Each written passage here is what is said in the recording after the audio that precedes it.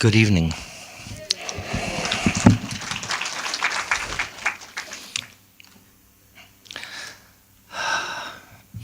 I'm happy you've all come tonight for us to be together.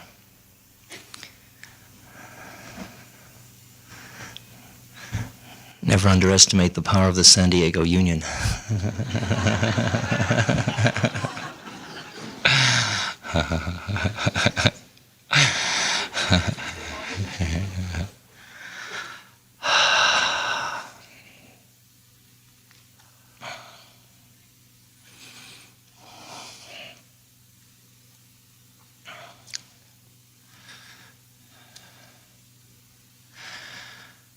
Each night when I do this, I ask myself, what am I doing here?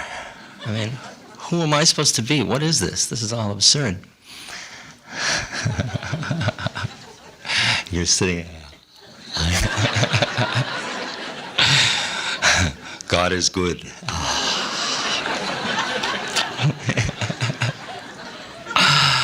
Oh boy.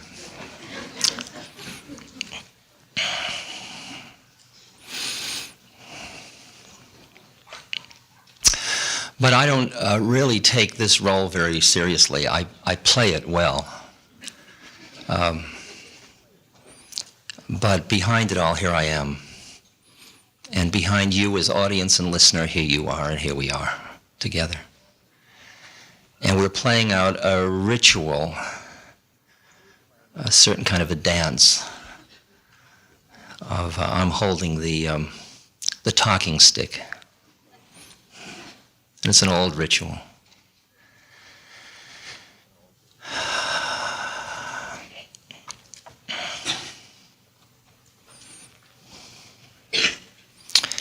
And when I hold a talking stick, my job is to speak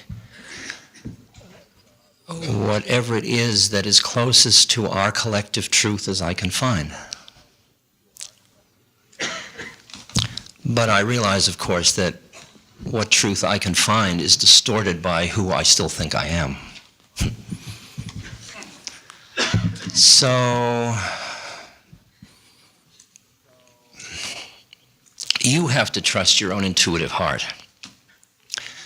Because some of the things I say may be completely off the wall. They may not be wise at all. They might just show a certain kind of attached mind or a certain kind of neurosis, and I probably wouldn't even know. It's not like I'm trying to put anything over on you. I mean, we don't know where we're still stuck most of the time if we're really stuck. If we see we're stuck, we're already beginning to get out of it.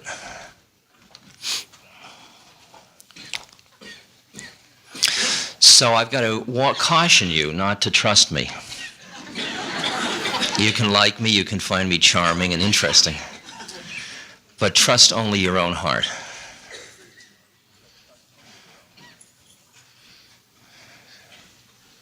Because I am not a guru, I'm not an enlightened being. I am somebody on a path, just like I assume you are, or you probably wouldn't be here tonight. Can you all hear me all right? How nice. Is it all right without the lights? Okay. I have a shadow across my face. I see. Do I still have a shadow across my face? Yeah, it's this, isn't it?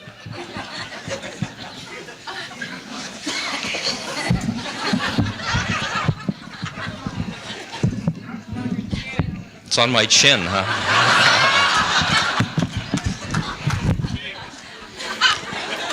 Any shadow now? Okay. The shadow knows.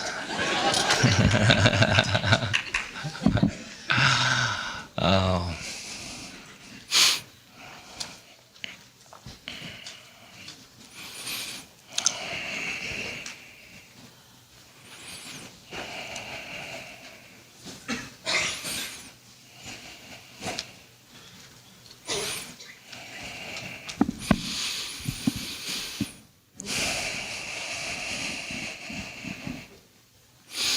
I've been realizing that I am caught in a peculiar predicament.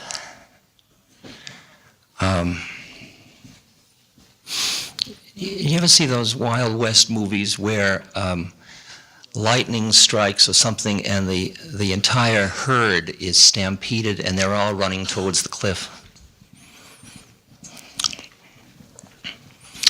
Well, I turn out to be one of those cattle.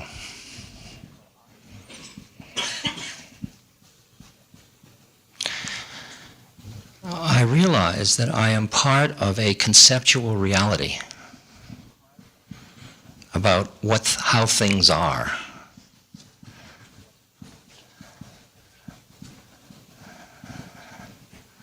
That is deeply ingrained in the culture I live in and is dysfunctional. I mean, if the herd keeps running, they go over the cliff.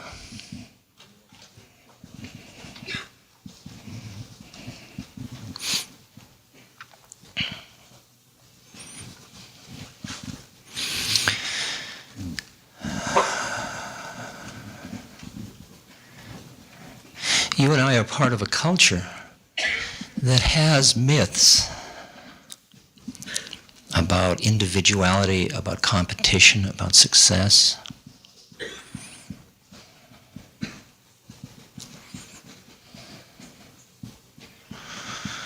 We have definitions of humans as somehow having the license and right to use resources freely around them.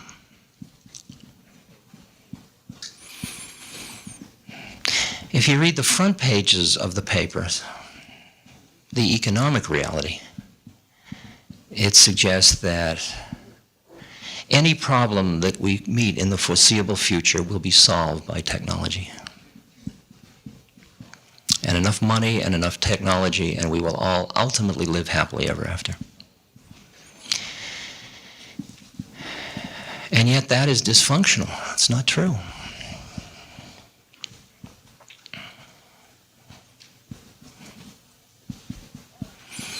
You and I are part of social structures that we keep saying, isn't it wonderful we have a democracy? But because of the looseness of that democracy, which is perhaps important to a democracy, we have incredible amounts of oppression and discrimination and lack of honoring of one another. And the structures are used in order to protect the ones that have against the ones that have not. Not only in this society, in this country, but in the world.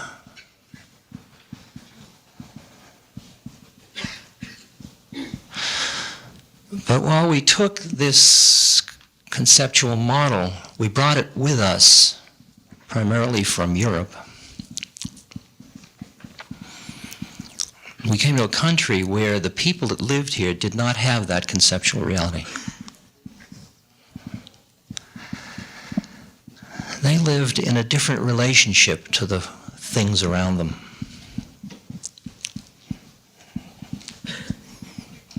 They lived with respect, with listening, with honoring, with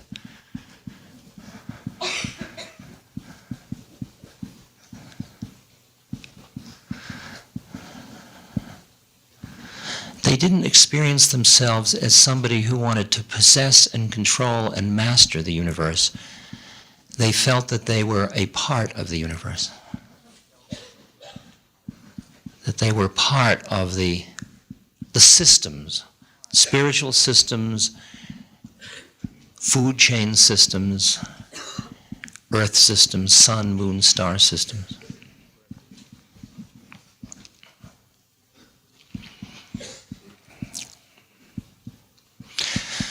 But we came with a kind of a mechanistic, urban, industrial,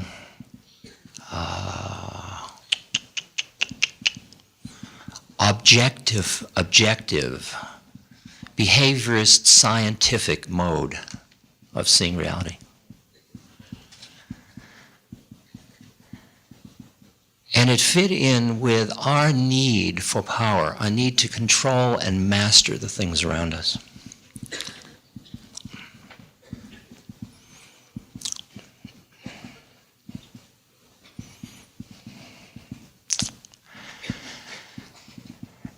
instrument we have for controlling and mastering is our intellect. It's our prefrontal lobes. It's our analytic intellective process.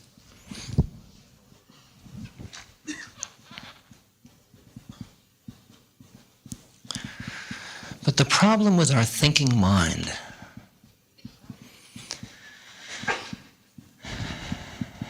is it thinks about things.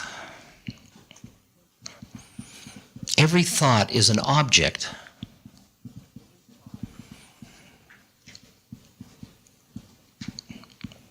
Like I was a behaviorist as a social scientist, and I thought about myself as an object. Humans were really seen by me in my pure social science role as a set of ambulatory variables.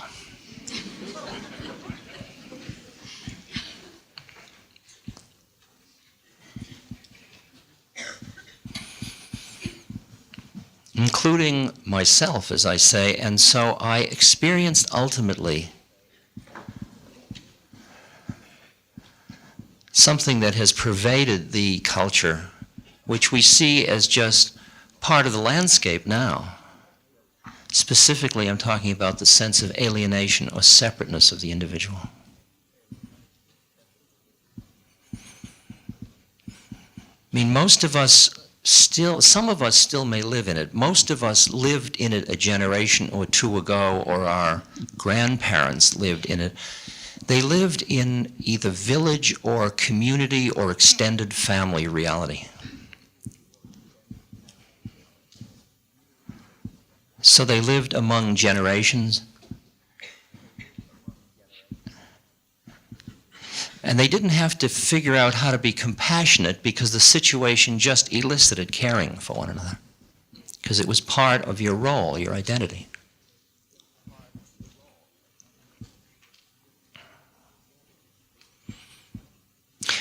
But at least for me, I got a sense that individuality meant that I was free to want what I wanted, and I could create a reality I chose.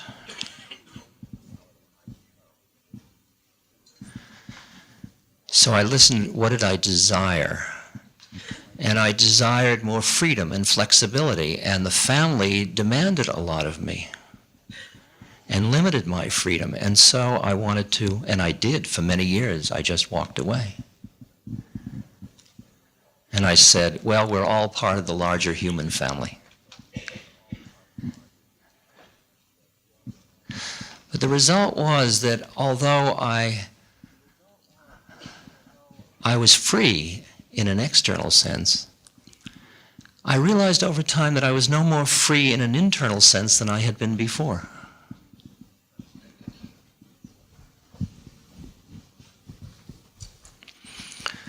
But I was part of a culture that said, well, we'll put the older generation there and the dying there,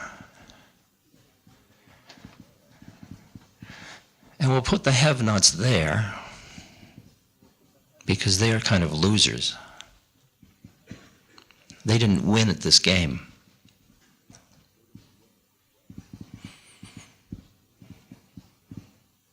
And we'll hang out with people of our own generation.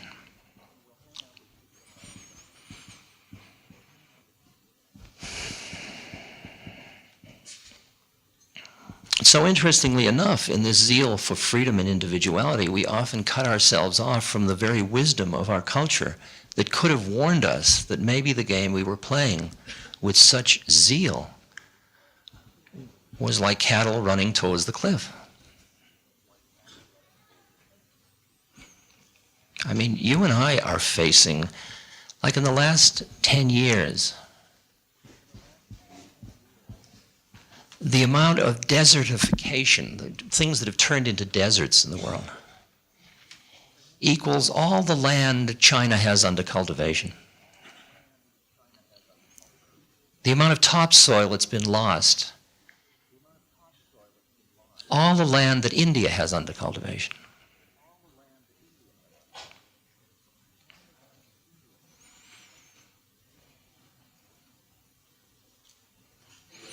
Almost half of our groundwater is no longer drinkable.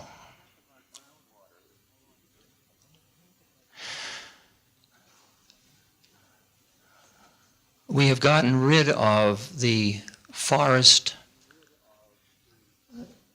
the rainforests, which protect our ecosystem. Past 10 years, all the land east of the Mississippi, that amount of land has been deforested.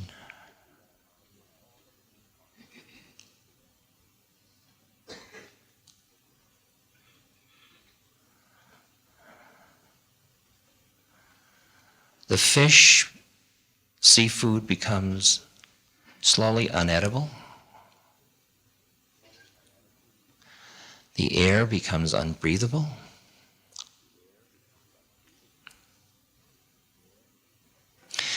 And yet we perpetuate a sense that we're winning. Doesn't that seem strange? Is this too weird, by the way? I mean, do you want me to lighten up, or tell me, because I'm enjoying it, but I don't want to take you all on a trip that, you know.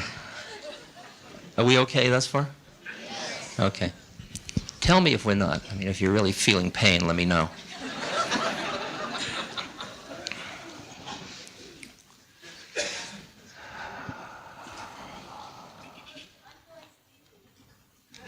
What'd you say? Sleepy. You're feeling sleepy? Well, just lean against the person next to you. It's perfectly okay. Just treat it like a dream that it is anyway. You're actually asleep and you're just dreaming that you're sleepy.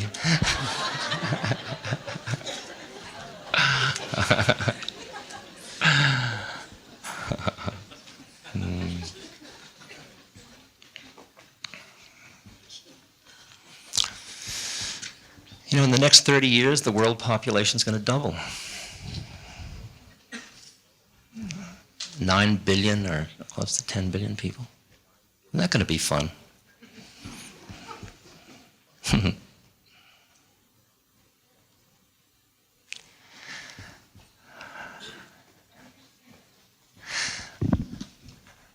I was talking to John Seed, who's a very beautiful deep ecologist from Australia. And he was telling me how it would probably take, at this point, a miracle to turn the game around. Everybody's so vested in it. We're marketing it so fast to everybody. You take small countries that were self-sufficient and then you bring in a one-crop economy that they export in order to be part of the world market. And pretty soon they have to import their food, and the whole thing, they're completely out of balance. In the zeal to move into the technological pleasure promises of Dallasan dynasty.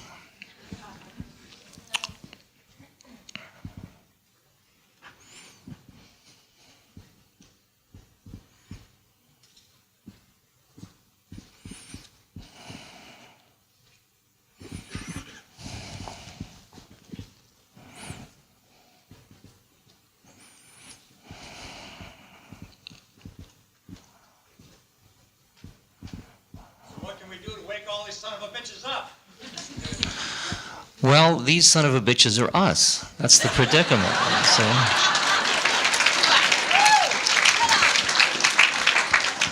See, that's what I started out by saying. I said, I'm in a hell of a predicament because I find myself one of the herd that is rushing towards the cliff.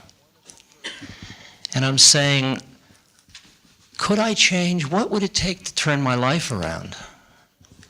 How can I be living so unmindfully or so with such dissonance with what I know to be true?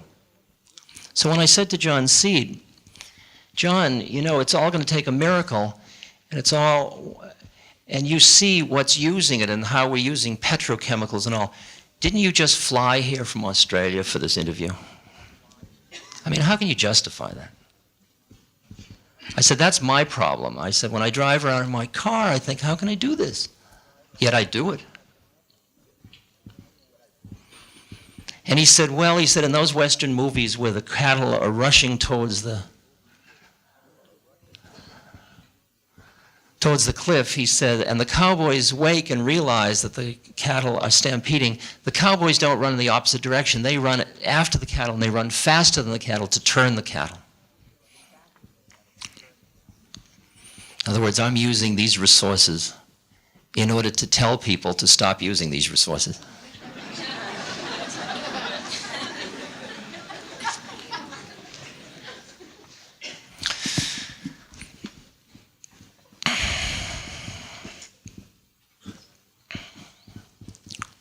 Now,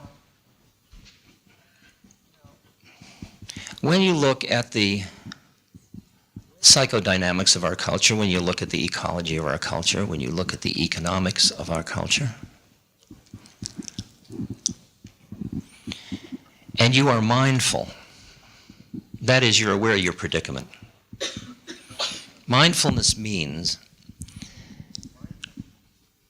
like, try it now. Be aware at this moment. Okay? Now, just be aware. Be aware of the air on your face. Be aware of the chair against your body. Be aware of your relation to the floor, what that sensation feels like. Be aware of your sleepiness or alertness.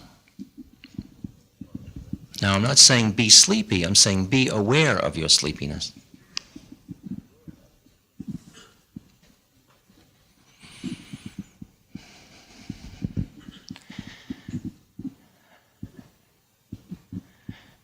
Be aware of the situation you and I are in at this moment.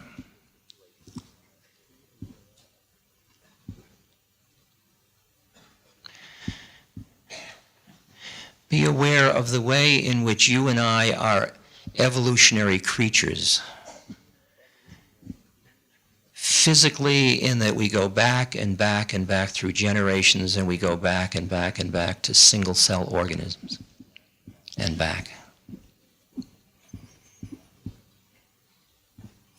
And spiritually, that you and I are awarenesses that are at this moment incarnated on this earth in these bodies.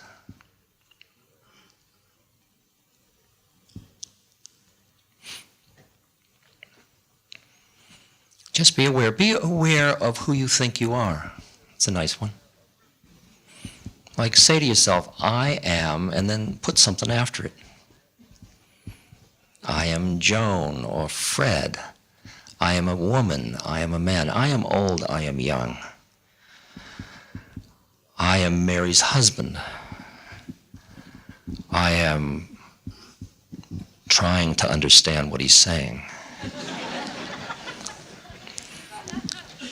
I am spirit.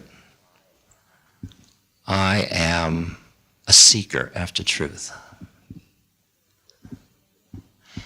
And realize how everything you put after I am is a limiting condition. And then try on just I am. That's getting you closer to just awareness. I am.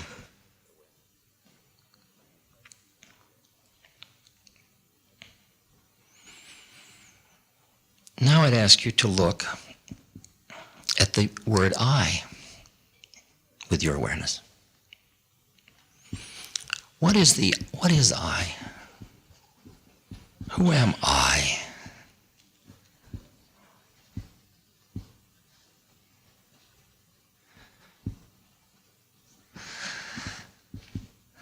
Buddha talked about the term anatta, no self. He said there are just a set of phenomena existing. The feeling of the air on your skin, your memories of past events, your definitions of who you think you are and how you think the world is. And they're all changing moment by moment by moment by moment. Maybe in the past week you were angry. And in another moment, you were kind and loving. When you were angry, did you even recognize the part of you that was light and kind and loving?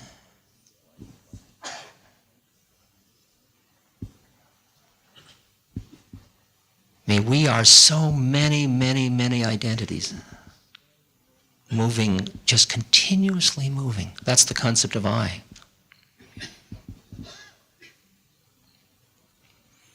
When you listen to other people, you hear who they think they are. You only hear that when you're not busy thinking you're anybody. Because the minute you think you're somebody, you need everybody else to reassure you that that's true. And so you only hear that which comes from them, which reinforces that which you think is true. In the Tao it says, the truth waits for eyes unclouded by longing. As long as you identify with desire, you only see what your desire allows you to see. If you come into a town in a car and you're hungry, you see what's edible. If you come into a town and you're horny, you see what's makeable. If you come into town and you're tired, you see what's sleepable. If you come into town and you're frightened, you see what's threatening.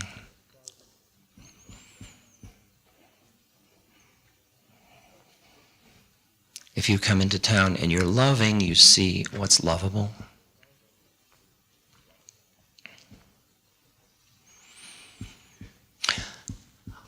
As long as you want anything, you only see the projections of your own desires, and that's called karma. Karma is the universe you live in that is the result of previous causes. It is the system of your attachments of mind, your attractions and your aversions. Mine too, of course.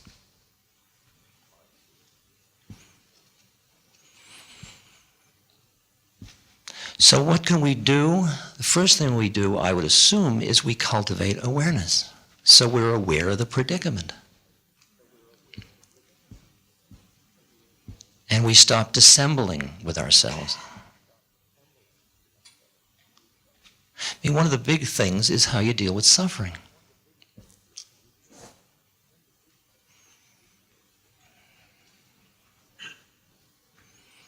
I've told this story, I may have told it here in San Diego last time. This woman who told me in a class I was giving in New York that every day she left her apartment to go to work and she passed a man that was begging on the corner of her street with a cup.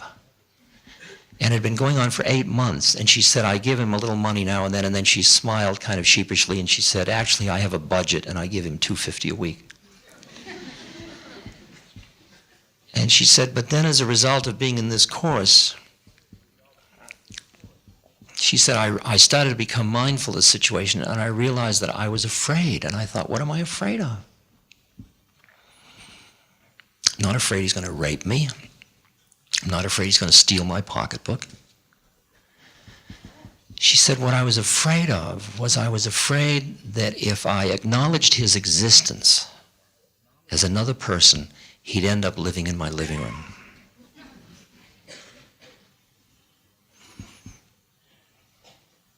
Strangely enough, what she was afraid of was her own heart's compassion. Can you imagine living like that? And yet you and I are. Isn't it bizarre that the mind is afraid of the heart? Because the heart says, take it all. You need it, you use it. And the mind says, now wait a minute. I am charged with keeping you as a separate entity viable. And you have health insurance to pay.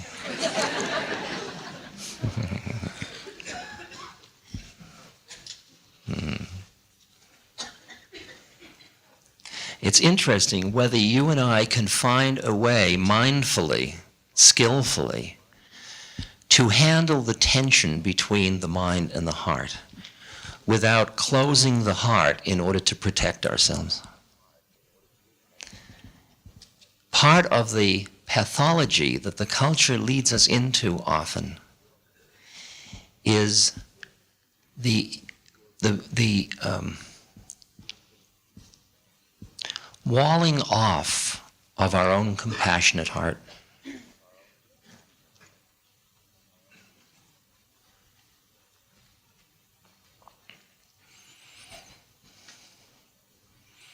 People say, but if I open my heart, there'll be nothing left for me. That is denying the mind. Because the mind says, look, if you want to do this, you've got to save this and this and this and this. But isn't it possible to have a balance between the mind and the heart? Without closing one off? Isn't it possible to keep your heart open in hell? Isn't it possible to look at the suffering that exists in the world and let your heart break, your emotional heart break again and again and again and again, and still be right here, mindful and aware? And if you're too afraid of that, isn't the price of avoiding what you're afraid of that you turn off life? And that you end up like you've cut yourself off from the very life force that you crave?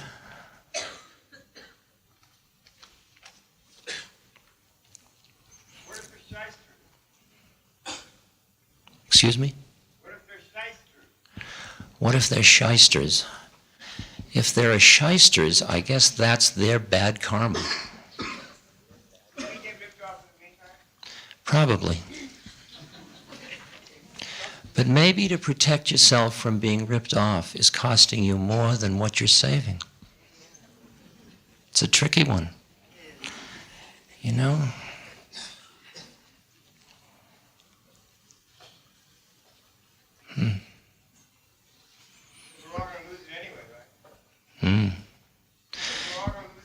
Well, it's an interesting thing about the relations between the haves and the have-nots. It's primarily the fear the haves have of the have-nots that's exacerbating the problem. And you and I are the haves, of course. And it's our fear that if we didn't have what we have, somehow it would be terrible. We can't quite admit that it's terrible now.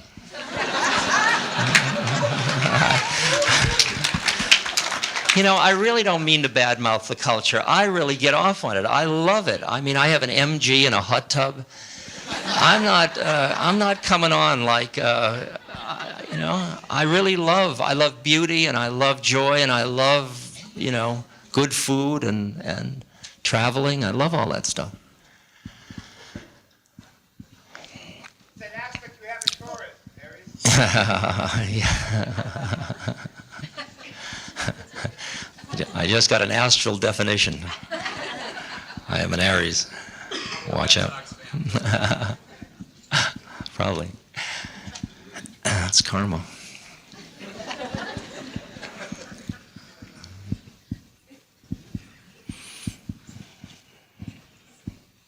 It's interesting, if you look at it developmentally, when you and I started out, we weren't busy being anybody. But then we learned to be somebody. Did you notice that? You notice when you started to learn to be somebody? You probably don't remember, because you only remember after you were somebody. Somebody remembers. I love working with nobody. Wavy, my friend Wavy Gravy has been for the last 3 elections running nobody for president. And he's got wonderful lines like, nobody cares. Nobody can solve our economic problems.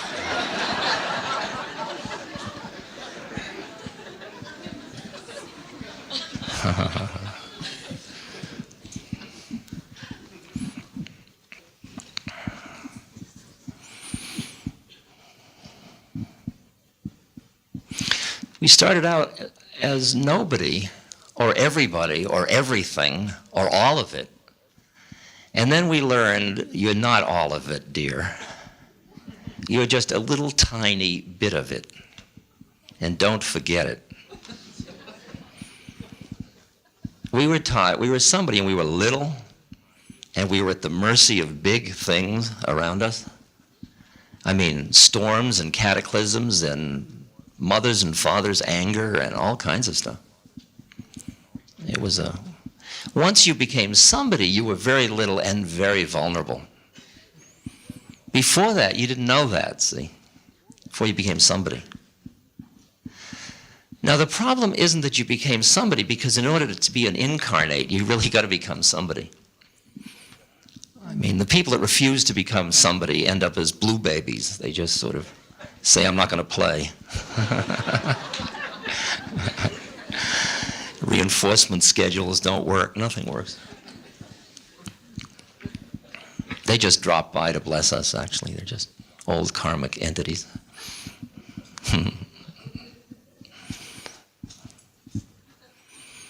So you go into somebody training really early on, and you're being trained by people who think they're somebody. And this is the way it happens, you see. I mean, your parents thought they were somebody.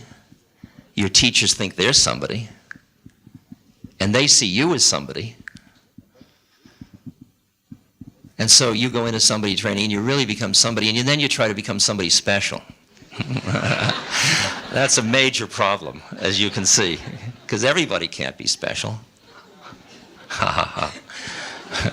Everybody can be unique.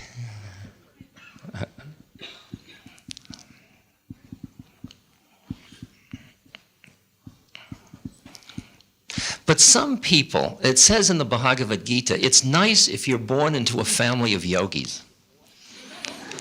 And what it means is you're born into a family of people who don't think they're somebody. I mean, they don't think exclusively that they're somebody. They are, as Christ said, in the world but not of the world. But they're not of anywhere else either.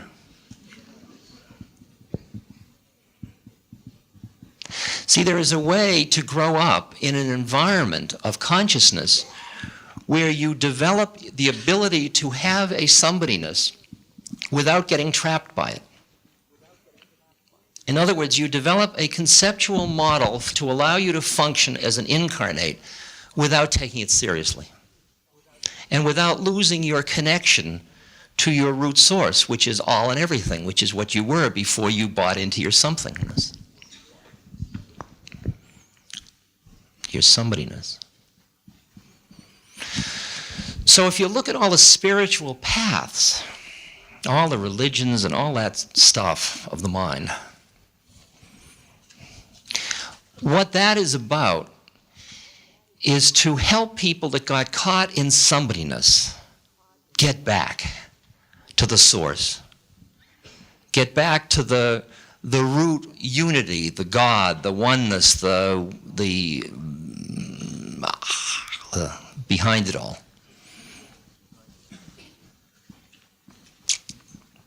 To wake up from the maya, the dream, the illusion, not to reject it, not to push it away, but to realize, as the Tibetans say, that samsara and nirvana are one. That you go into the formless in order to come back into the form, so you're both in the form and the formless simultaneously. So you are nobody and somebody.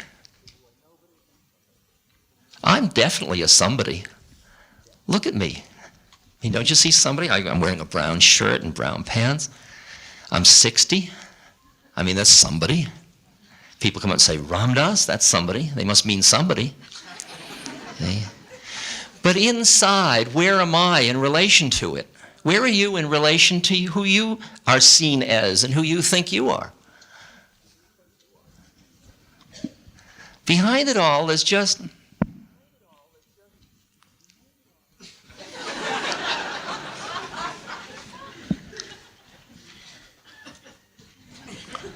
there's just awareness.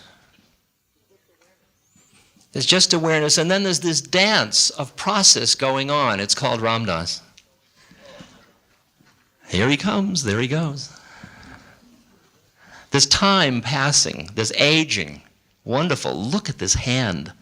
Blood vessels and wrinkles and vein, and bones and yum. Look at that. I mean, it's process going on. It's phenomenal. I'm decaying right before my very eyes.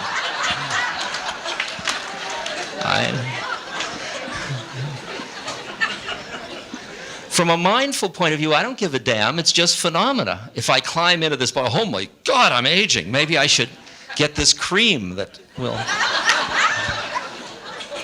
porcelana and get rid of these aging spots. Lift it a little here and...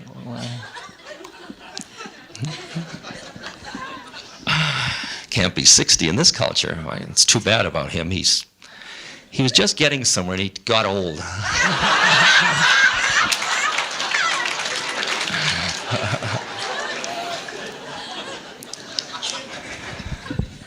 But see, that's because we wiped out elders. I mean, I figure my whole life I've been in elder training. I'm training to be an elder, and I may have to wear disposable diapers, but I can still be an elder. It depends on what I think I am.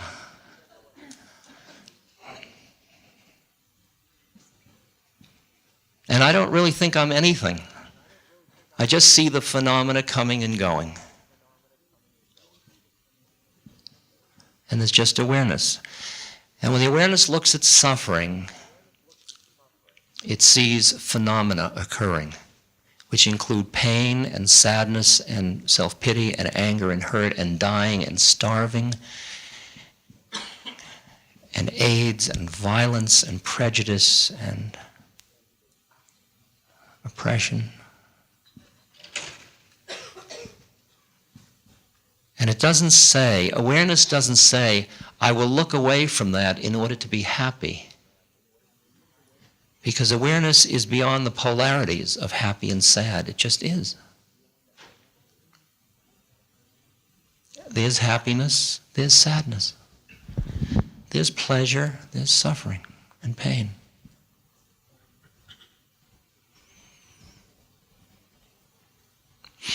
Now, as I cultivate that balance, the balance, not just the balance between heart and mind, but the balance between somebodyness and nobodyness, or between form and formless, and learn to live with that tension.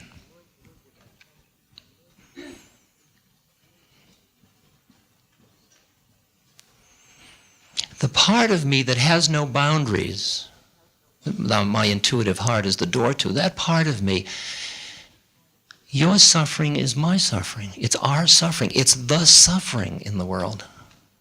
It's not even yours or mine. It's the suffering. And the suffering awakens in you the effort to relieve the suffering. If your identity is with all beings and half of it is in a fire, you go to pull it out. And most of us are afraid of that part of our awareness that has to do with the unity of all things because we're afraid of other people's suffering. We're afraid of buying into the stew, for fear we'll drown.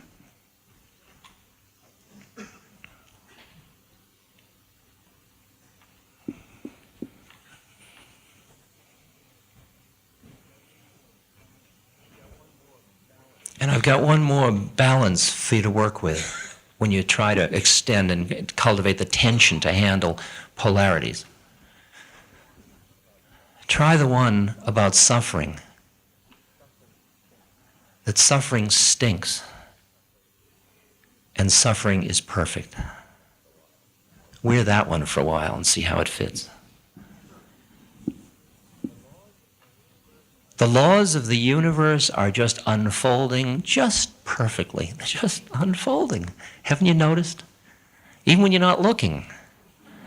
Physics is happening, psychology is happening, laws are happening. Energy, patterns of energy, the planets are moving. It's all happening lawfully. You think only the planets work lawfully? You don't? You're a happening. You're a lawful set of phenomena unfolding. You think you're somebody making choices, but that's all part of the law too. You don't have a free choice. Don't kid yourself. The only part of you that's free is your awareness, and that doesn't care.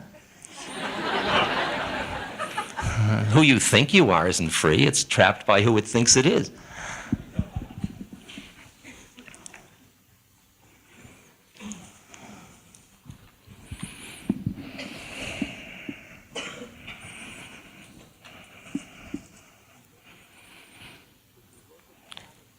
if you look at the patterns of energy, you see the law, and when you look at the law, you are in awe, not of the human-made law, that obviously has a Republican tilt to it at the moment, but I'm talking about the law like the Tao, or the way of things, or the eternal law, or something like that, or the laws of nature, or the laws, and you look at it and it's so perfect. It is so incredibly perfect.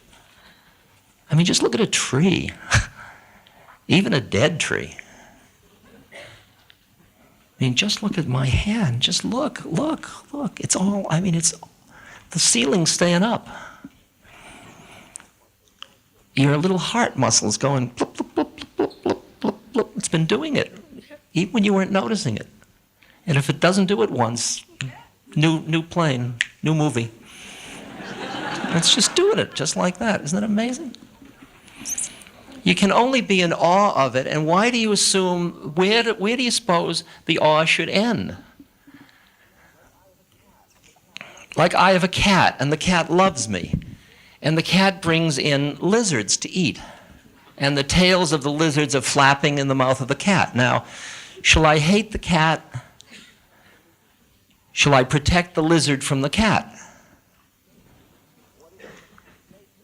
What is in the cat's nature? What is in the lizard's nature? How do I know? The cat isn't a vegetarian. I mean, I can try it on wheatgrass, but it just meows. It doesn't buy it.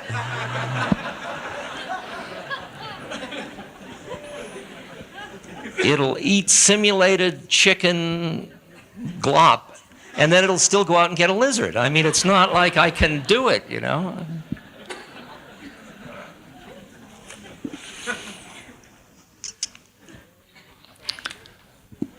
So I look at the ways of humankind. I look at what Buddha said when he said, the people that take incarnation on this plane, which is just a plane, by the way, it's no big deal, it's just another plane. He said they have 5 hindrances, which is part of the karma of why they take incarnation. They have lust and greed, that's 1. Imagine that's just 1.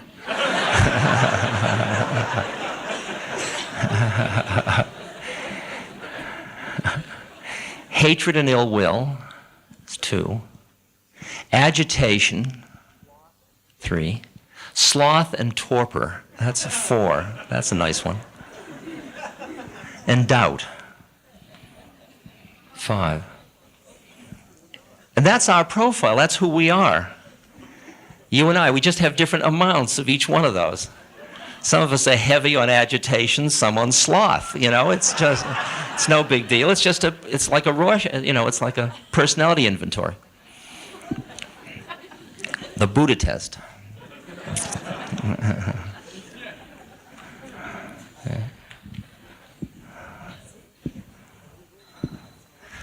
And within that, just because that's who's on this plane, which could be considered maybe 4th grade or something, I don't know.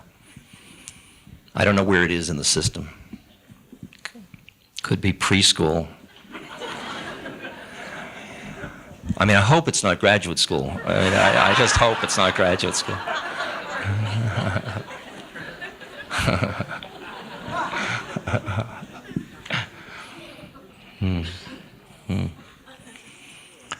But wherever this is, suffering is. And that was the Buddha's first noble truth. Isn't it far out? When he got enlightened, and he thought, what'll I do now? And a voice said, I mean, voices are funny in Buddhism, but a voice said, you know, go tell other people. And he remembered that there were 5 other yogis that had been doing a lot of yoga with him that were over at the deer park, and they had rejected him because he gave up all the austerities. So he went back to see them at the deer park, and when he arrived at the deer park, they all said, here comes Gautama, let's ignore him because he isn't a good yogi. But he walked up and light was pouring out of him, you see, and it was disconcerting to the yogis, you know, and so they said, in effect, why is light pouring out of you? And he said, because I got enlightened. And they said, yeah, and he said, yeah, I'll tell you about it. So then he delivered the first sermon in the deer park. And the first thing, he gave what are called the Four Noble Truths. The first one is, interestingly enough, there's suffering. Isn't that a far-out truth? He said there is suffering. Suffering of birth, the suffering of death, the suffering of old age, the suffering of sickness, the suffering of not getting what you want, the suffering of getting what you don't want. And in his later discourses with Ananda, whoever he talked to, he then pointed out you even suffer getting what you want because it's in time and you're going to lose it anyway. I mean, that new car already is junk. It's like the Zen monk who's got this beautiful goblet, and one of his devotees said, "Aren't you concerned? It's such a beautiful crystal." He says, "In my mind, it's already broken."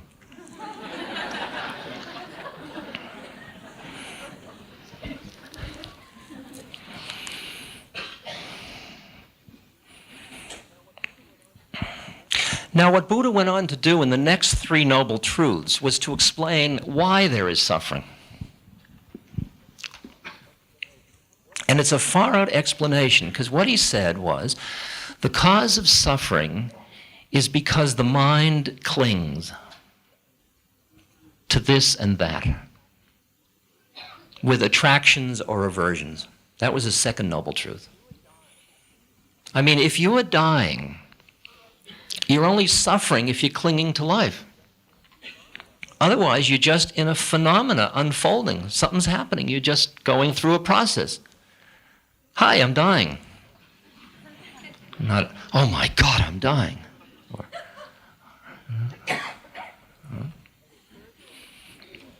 And his third noble truth was, if you break the clinging of mind, you end the suffering. And then his fourth noble truth is the Buddha trip. It's the Eightfold Path of how he says you should do it.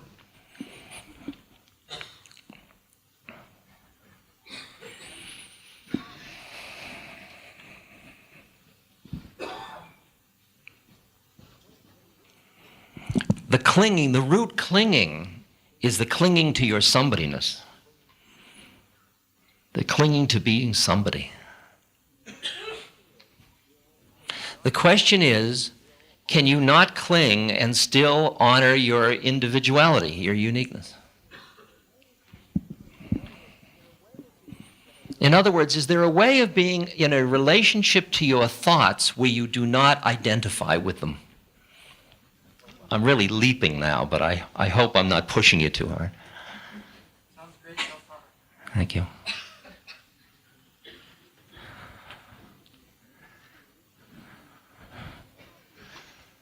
And the thing about the awareness that you and I were just experimenting with is when you keep coming back into awareness, you get to the point where the awareness is watching the thoughts arise, exist, and pass away, as if you were standing by a riverbank watching thoughts go by, including the thought that you exist.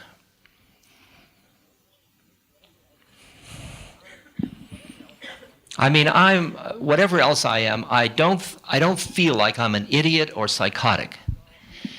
A few years ago, I spent like 2 months sitting in a room in a Burmese ashram, Buddhist meditation monastery, sitting in a room from 2 in the morning until 10 at night, just following the breath rising and falling in my abdomen. And then every time I'd get tired, at the end of an hour, I'd get up and I'd walk around the cell, following my feet, lift, move, place, lift, move, place. Then I'd finish and I'd sit back down and I'd follow, rising, falling, rising, falling. Now, for who I used to be, that would be grounds for hospitalization. I mean, can you believe that I have a PhD from Stanford and I was a Harvard professor and I'm sitting in a room for 2 months watching the muscle in my abdomen go up and down? That's the way they characterize back wards of mental hospitals. Repetitive behavior. I remember once my father walked in, we had a big farm and a lot of hippies in the 60s dropped by the farm, like a couple of hundred, and every weekend. And once we were in the barn and we were singing Hare Krishna, and it was great, and everybody was high and wonderful. My father came in, he says, "It's a great tune, but you keep repeating it. Don't you have any more melodies?"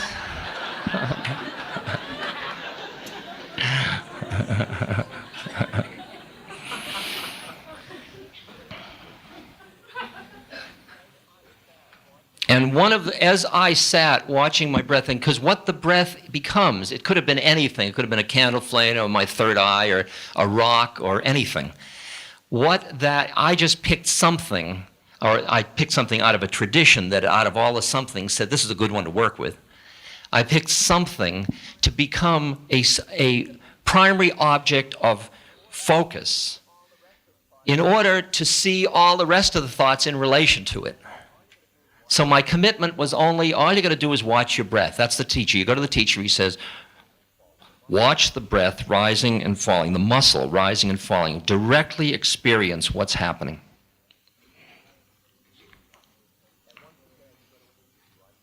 And once a day, you go to an interview. I may have told this story, but you go to an interview and walk in and you bow, and the sayadaw, the teacher, says, yes, and you say, I've been meditating, following my breath, muscle up and down, and the rising, and then you describe the qualities of the rising. It might be like ants climbing something. Who knows? Each day it's different. Settling may be like air going out of a tire, or who knows what it's like, or a river flowing or something. And then you report any unique experience. And so you say, last evening when I was meditating, I became aware of the sound of a bird. I mean, when you're sitting all alone in a room with no books and no television and nobody to talk to, and then I heard a sound of a bird. Now what happened is, and let me just show you technically what happened. For me to hear the bird, my awareness left my breath to go out my ear to hear the bird. Did you ever notice when you're reading something so deeply, somebody can walk in the room and you never even notice them? Because your awareness is going out your eyes, not out your ears. Your auditory canal is working. Everything's happening. The vibrations are going in, they're going to your brain, but nobody's home. Because you're looking, you're not listening. So I said, I noted the sound of a bird. I noted it as listening. In other words, I noted that my awareness had gone to listening. And then I brought my awareness back to my breath. And he said to me, did you notice the bird on an in-breath or an out-breath?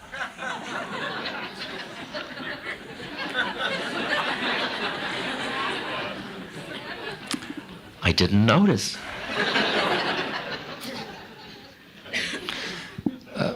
Please be very precise, he said. And as I'm excused and I'm leaving the room, he says, by the way, did you awaken this morning on an in-breath or an out-breath?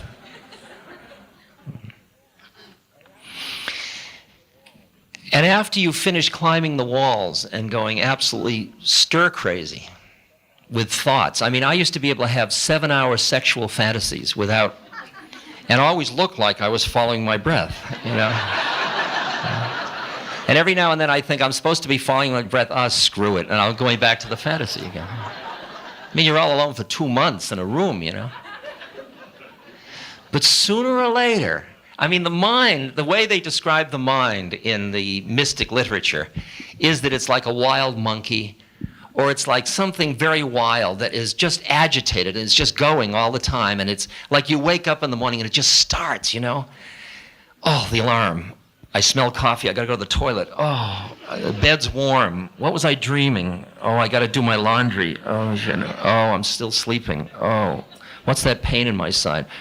Oh, do I have clean socks? Oh, God. Let's see. What am I going to have for breakfast? God, I better get up. I could say 10 more minutes. It's warm over in that corner of the bed. I mean, and it starts, and it goes all day long. I mean, all day, and all through the night, and then you fall exhausted into bed.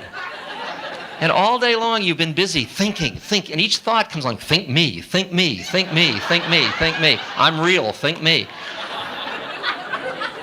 It's like an orgy of identification with thought. Okay? So you try to say, okay, the Ramakrishna or Vivekananda, one of those two, describes it as a horse and carriage in which the horseman is up on the top leading the horses. And the horseman thinks that the horseman is in charge because all the years nobody's ever bothered to notice that there's somebody inside the carriage. Finally, somebody inside the carriage knocks on the inside window and says, "Would you stop?" The horseman says, "Who the hell are you to tell me to stop? Cogito ergo sum. I think and I am." And the being inside, which is awareness, says, look, you're just thoughts. Cool it. You work for me. Work for you. This is my horse, my carriage. No, I hate to tell you, you were taken over by a multinational.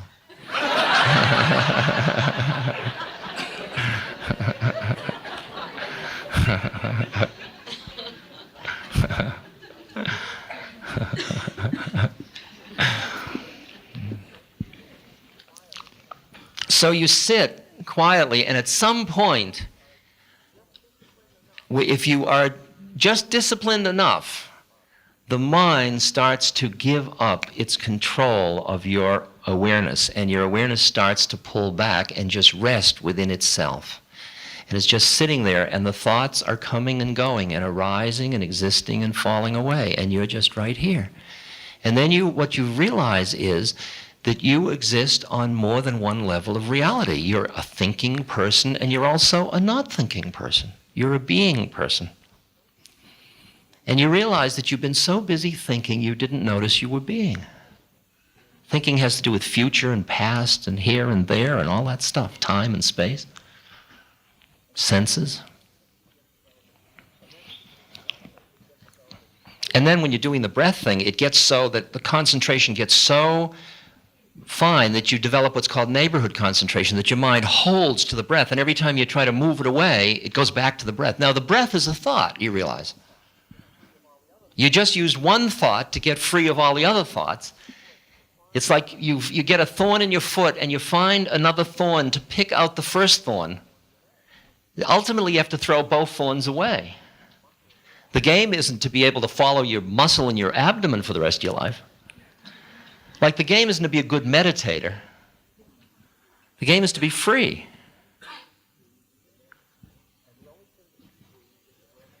And the only thing that is free is awareness. And awareness sees suffering, and it sees it as part of the unfolding phenomena. And from that place of awareness, you see the perfection of laws unfolding, including suffering. And what you see from that place, which you also see that within your somebodyness, there is a human, emotional, empathic, empathetic heart that is breaking over the suffering of other people.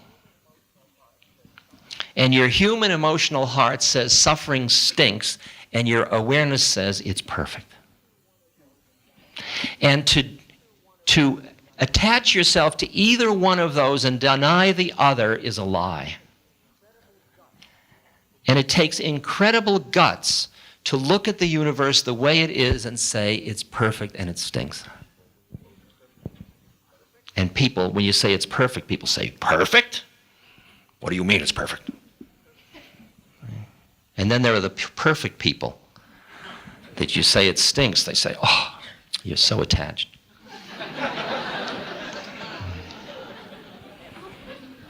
The tension, all these tensions, that's part of what it means to be human. It means to be aware and also a thinking person. It means to be separate and also one. It means to deal with the tension between the heart and the mind. In which the heart is completely boundarylessness, and the mind sets boundaries in order to protect the separate entity, because the separate entity is part of the perfection as well. Your separateness isn't an error. I used to think that. I was a renunciate because I really thought incarnation was an error. Somebody screwed up. What am I doing among all these brigands and ruffians, you know? I'm much too high for this.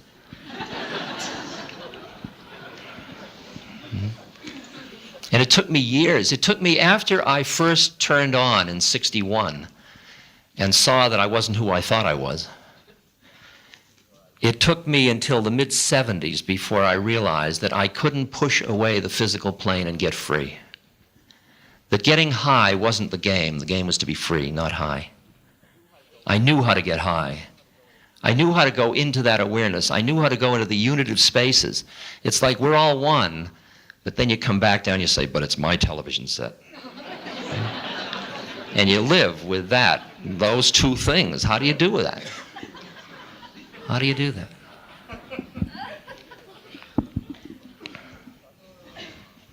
The Sufis say, trust in Allah, but tie your camel.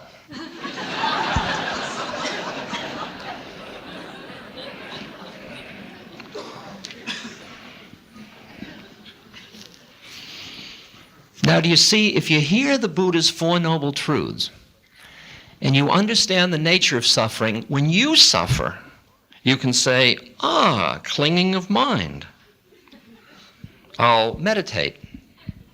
And you'll meditate yourself until you can see that pain is one thing and suffering is something else.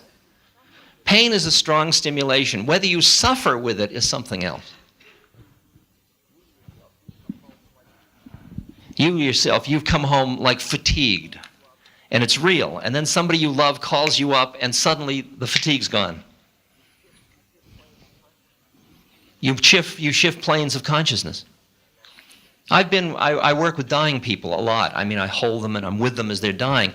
And very often, we get so far out together that nobody's dying in the room. Oh, we're both dying, or bodies are dying, but we're just here.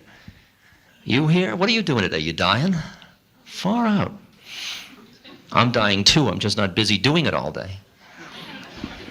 Maybe you could die 10 minutes an hour. Isn't it boring to die all day? Oh my God, I'm dying. You said that a minute ago. I'm still dying. We're all still dying. Did you notice? I mean, my God, what is he telling me?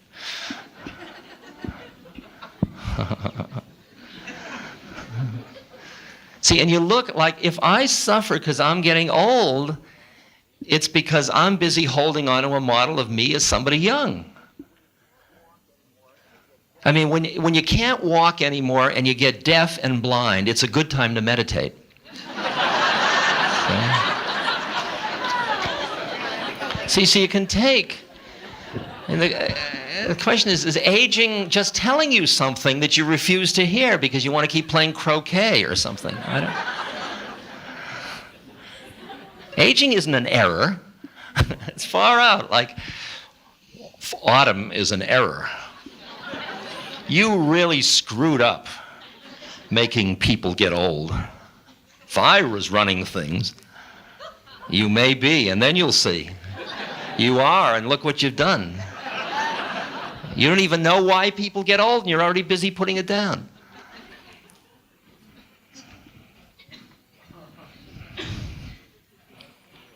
So do you see the peculiar situation you're in? That when you see somebody else suffering, their suffering to them is real, while your suffering to you is only relatively real.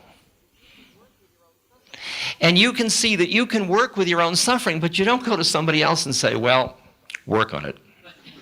Somebody comes up and says, I'm starving. Good. Must be great yoga. Okay. And you find yourself living with that paradox that you know the level at which, because I got to say one preface thing, that this funny line, suffering is grace. You can get far enough out so that you see the way in which what suffering is awakening to you to is where your mind is clinging. Do you want to get free? Well, if you want to get free, when you're suffering, it'll show you that you're holding on. And if you go in along the route of that suffering, you'll find out where you're clinging and you can let go. And then you'll just have pain or loss or whatever. Yeah, just. And it'll be horrible, and it'll be beautiful, and it'll be everything. It'll be the agony and the ecstasy of it all.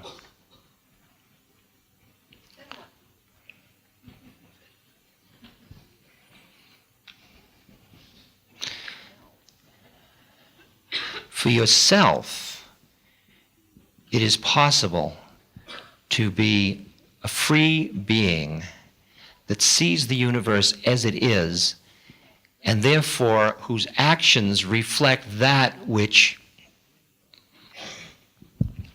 what would I say, brings things into balance or harmony. Your acts would be that which brings balance.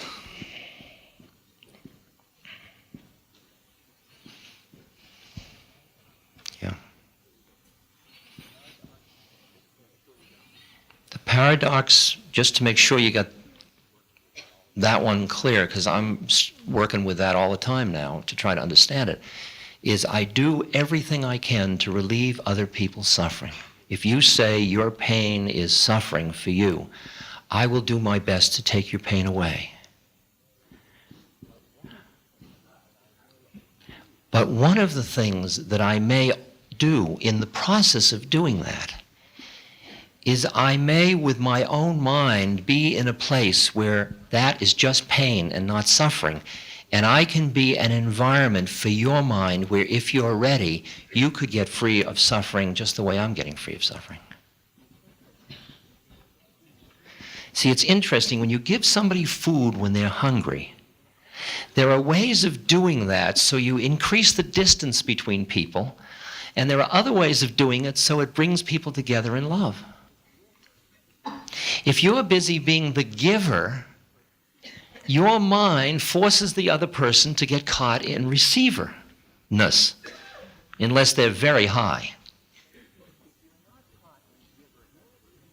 If you're not caught in giverness, even though you're giving, you're in an environment where they don't have to get caught in receiverness, even though they're receiving.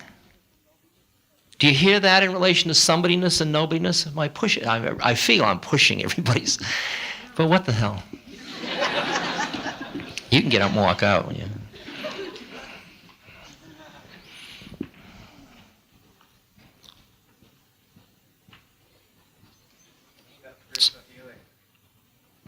What'd you say?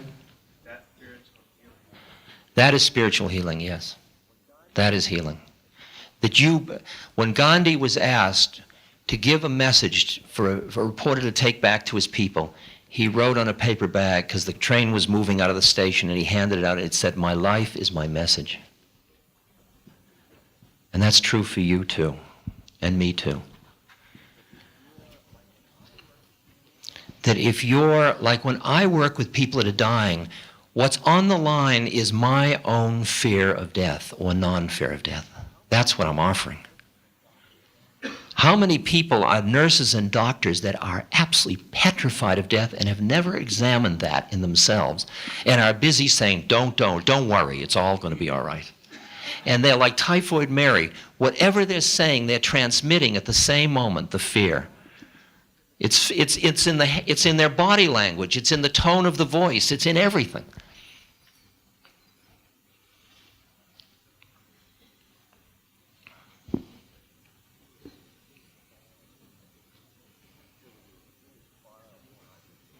I'll share with you a really far out one I've just been through.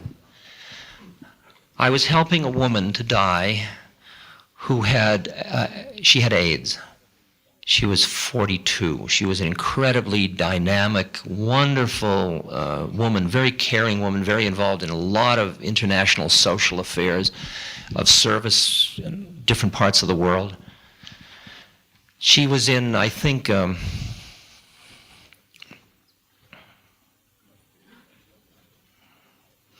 Costa Rica or somewhere. And she made love to somebody over the weekend, a doctor, and then he died of AIDS, and then she was dying of AIDS.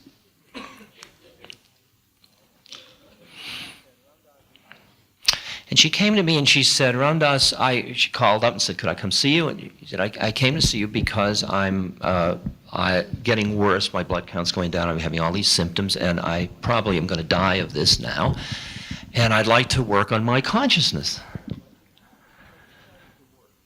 She said, I'd like you to help me. So we started to work, and it was extraordinary. She was such an apt student. Pretty soon she was just floating out there. I mean, she'd come in, and you'd come in, and she was in the hospital, and she was looking like she was about to drop any second, and she'd wink at me. I mean, she was so light and so present and so clear and so full of her feelings and honoring the feelings and a lot of the crying and the sadness and the joy and the saying goodbyes and the whole business.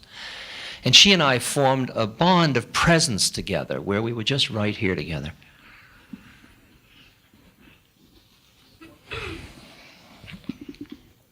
One of the asides of that was that in order to meet a person in shared awareness behind the drama of dying and separateness, it means you come into a place of oneness with that other person, which literally means you fall into love. And it's very interesting when you're working with dying people to keep falling in love with people who die, because you get a chance to see where your attachments are and whether you can be in love with somebody without clinging. Can you love somebody in the transformation and allow the transformation to occur without grabbing at the form you found sweet? Is love deeper than that? And that's the work I do on myself. So she and I had agreed that we would try to keep her as conscious as possible through her death. So she and the doctor and I all planned her morphine drip and how much morphine and this and that and all the stuff so that she could stay as conscious as possible. And the drama went on for some weeks at the hospital level. And finally, I came in one day, and what had happened was she had a catheter into an artery into her lung, and it had candida had developed, and it had formed a clot at the end of the insert, and it had broken off and gone into the artery into her heart, and she was coughing, and she couldn't stop coughing and choking and coughing and choking and coughing. And it went on and on and on and on. And I sat with her for hours watching her choke and cough. When I looked in her eyes were just present, even though she was choking and coughing. And the doctor came in and he said, I could give her something that would stop that choking and coughing. It would put her out. And I noticed that I didn't say anything. I mean, I just want you to hear the situation. That I had said to her I would help her stay as conscious as possible. She wasn't complaining about the choking and coughing, but I couldn't stand it because I had gotten attached to her and I wanted to take away her pain. And so I didn't say anything. The doctor gave her it. She went out and she died. Now, I'm not bad and I'm not good. I mean, I'm not at that level. I'm just noticing it. Isn't that interesting? Isn't that interesting?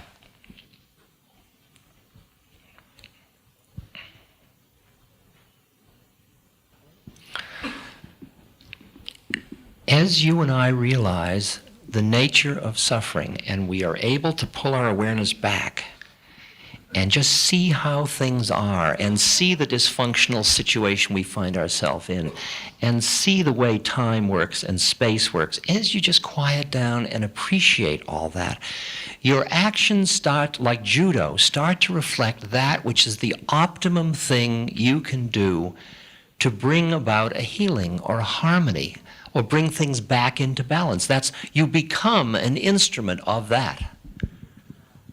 Gandhi said, when you surrender completely into God, you find yourself, which is the only truth worth having, you find yourself in the service of all that exists. It becomes your joy and recreation.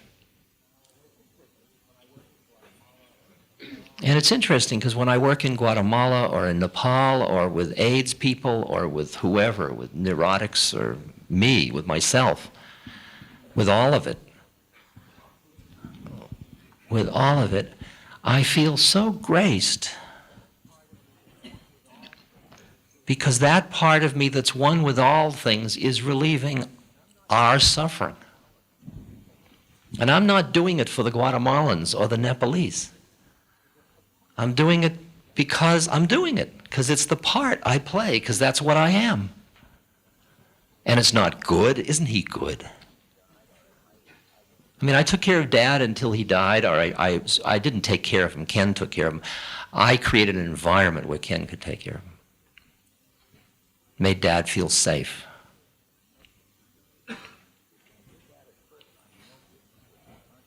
And I did that at first. I milked it. People would say, aren't you good to be taking care of your father? I'd say, well, somebody has to do it. And then later on, I just did it because I did it, because I did it, because I did it. And then I really felt what it felt like to be part of a family and be taking care of my father. And I felt grace to be around my father in those days.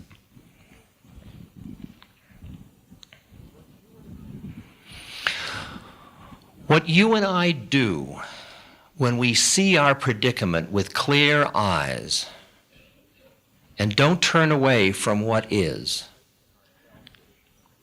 we find a place in ourself that is peaceful. And from that peacefulness, we can bring peace into the world. We find a place in ourself that is quite joyful at the beauty and awe of the mystery. And when we rest in that, we bring joy into the world.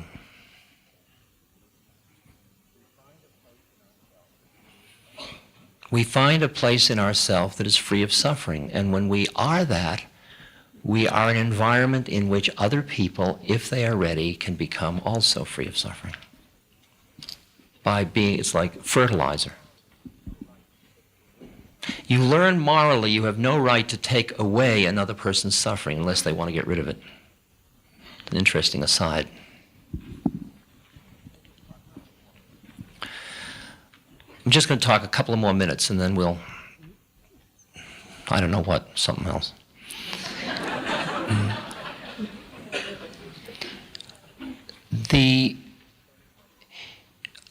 What I've been spending my past few years, more of the past years trying to understand, like why I'm called Ramdas, which means servant of God, which means is a name for Hanuman the monkey.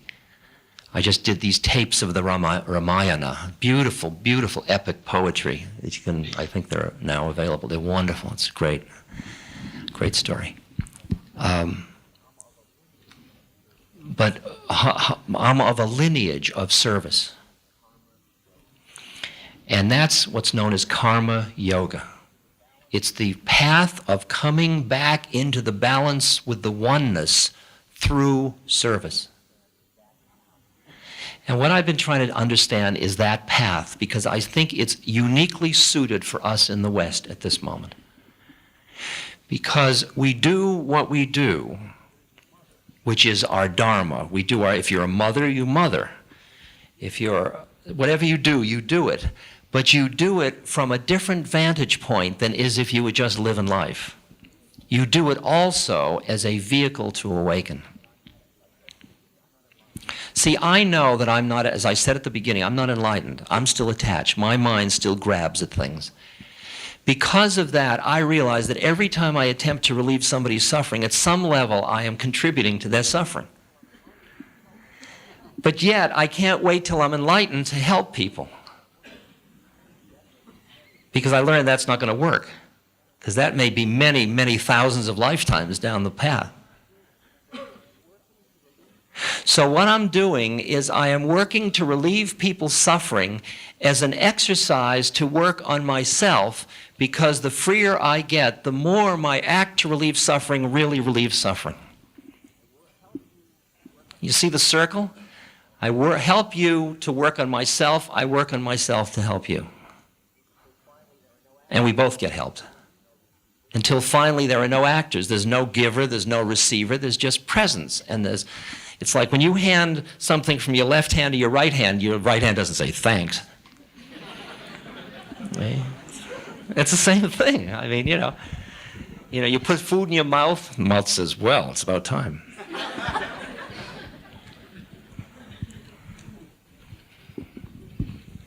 Those times when those topic joints are going to hurt your incarnation.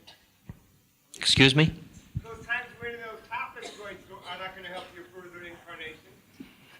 The In San Francisco, walk into those topless joints. the topless joints and so. Further incarnation. Oh, I'll have many more incarnations at that level. Yes. Oh, yes. Oh, dear. Dear. You see the 5 hindrances right before your very eyes.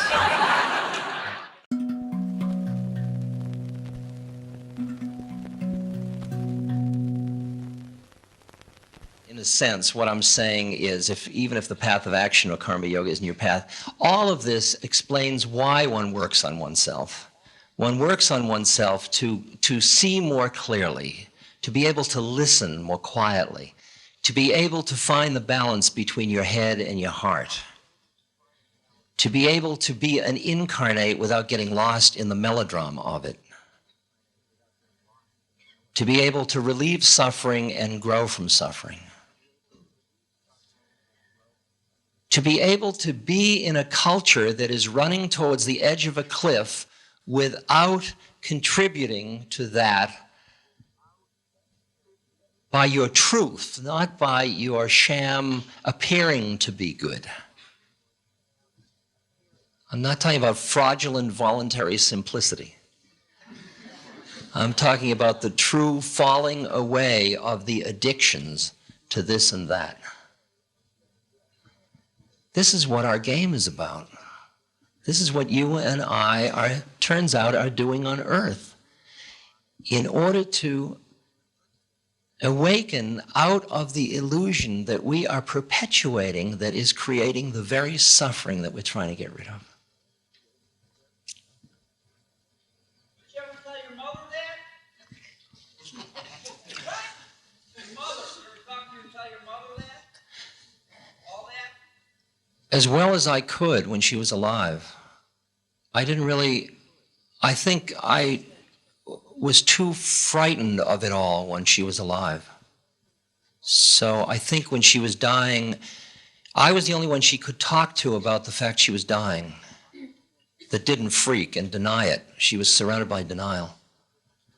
But I don't think I could fully talk with this stuff with her because I couldn't escape enough from the horror, I hate this term, the codependency of her somebodyness and my somebodyness. We grooved on each other's, so we couldn't escape from it.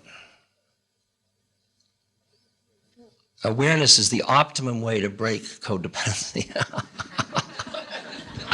It's better than therapy. Therapy just substitutes one for another. Oh, God, I'll pay for that. Okay.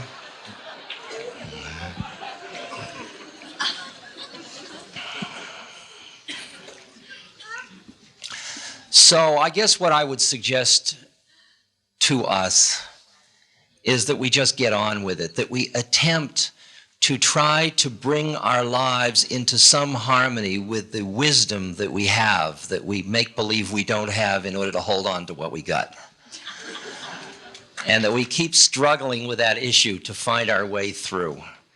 And that we work on ourselves so that our very acts become that which brings peace, which liberates, which heals, which honors, which respects diversity, which doesn't take people away from unity,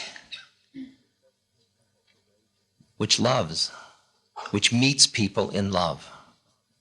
Not romantic love, not possessive love, not needful love, but just in shared presence together. And that you practice it all the time. I look at the people that don't allow me to love them. And I realize it's my head that doesn't. I've kidded about it a long time because for a long time it was Caspar Weinberger, the Secretary of Defense. I just couldn't love that guy. And I took his picture and I put it on my holy table and I would say, you know, hello, Buddha. Buddha I could love, and Christ I could love, and my guru I could love, and hello, Caspar. And I think, oh boy, I got a long way to go, because Caspar is just God in drag, you know, it's just, he thinks he's Caspar Weinberger and he sucked me into it. It's not, I don't have to buy it, you know, he's just another one of us. Busy, I'm Caspar Weinberger. He's not, he's just us. Come on off it, I know who you are. He wouldn't buy that, see. I mean, you look at governments and you think they're real. I mean, oh God, it's so bizarre. Okay, I've talked. Let's turn on, let me think of whether we turn on a light. I'd like to sing something. Maybe could we just do something together that would be nice?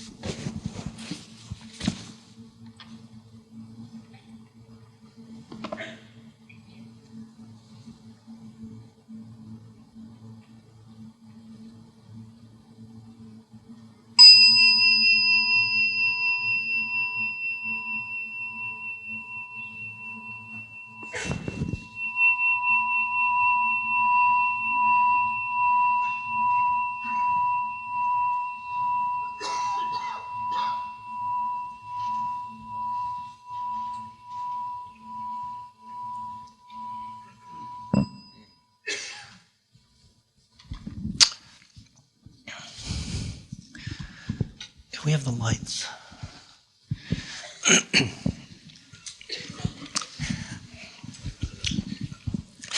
By popular request, let's just to break set, let's do the Jubilate together.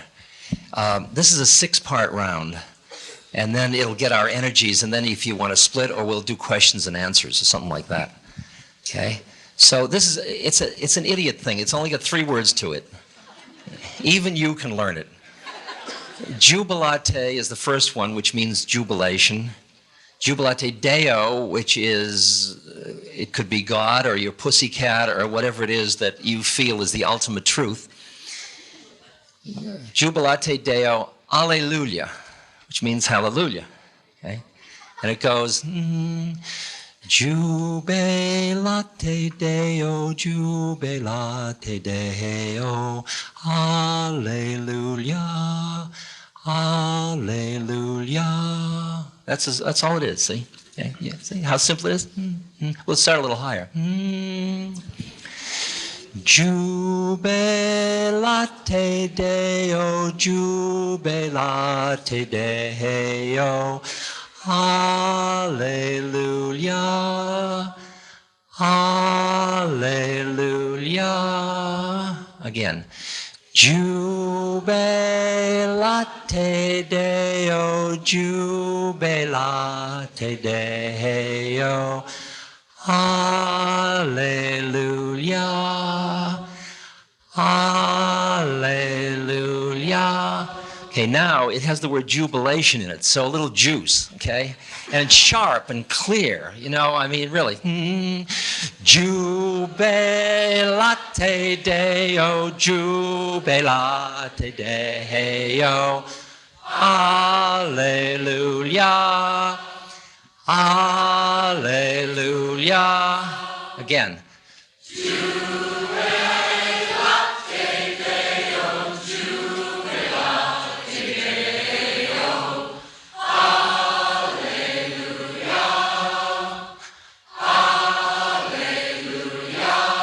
Good. It's got to be crisp, a little more crisp, but okay, we'll try it in two parts now. Right? Jubilate,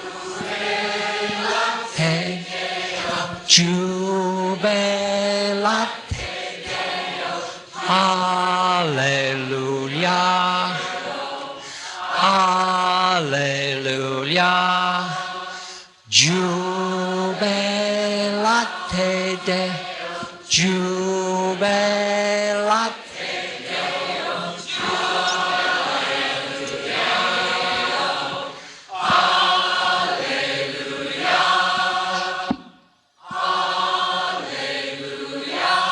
Great, okay, we're ready for 6. We divide across the middle. See?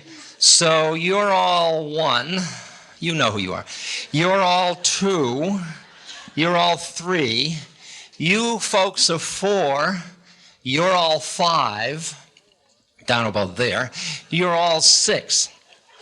Now a 6 would never confuse themselves with a 1. I mean, there's no problem here. It's 1, 2, 3, 4, 5, 6. And I have to explain, as I usually do, that if you don't do it right, you ruin it for everybody. Okay? So let's do it. I see a little nervousness, so we'll just do it once more together. Crisply now. Jubilate Deo, jubilate Deo, Hallelujah, Hallelujah. Right on, here we go.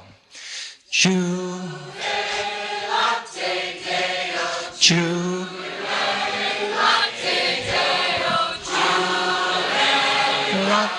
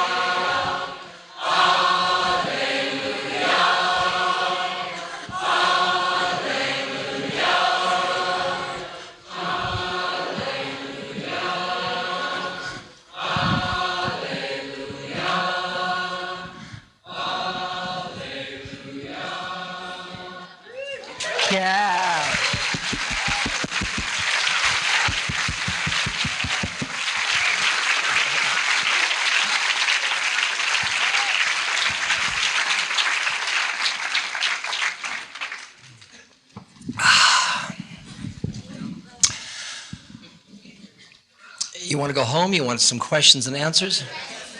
Questions and answers. Okay, those of you that want to go home, just get up and go. It's okay. There won't be any social stigma attached. If you don't want to get enlightened, that's up to you.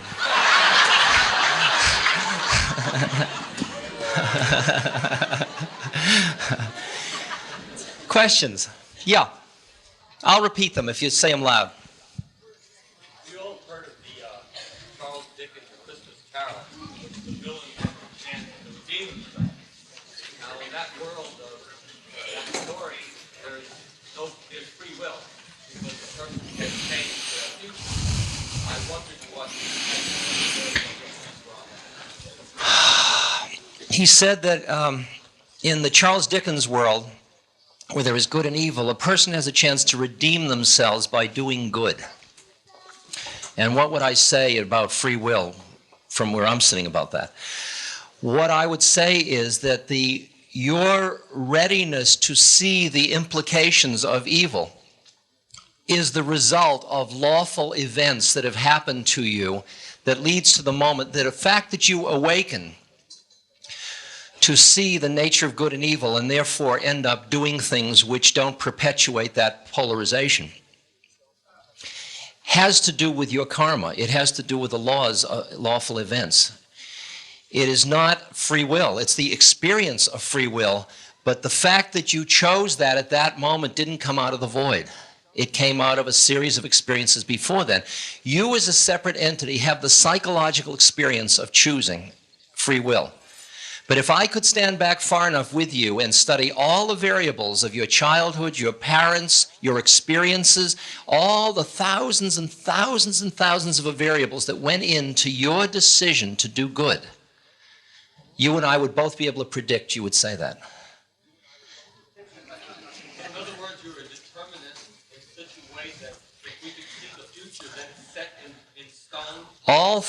Well, it's not set in stone in a fatalistic way because it's affected like everything that you say to me is affecting me.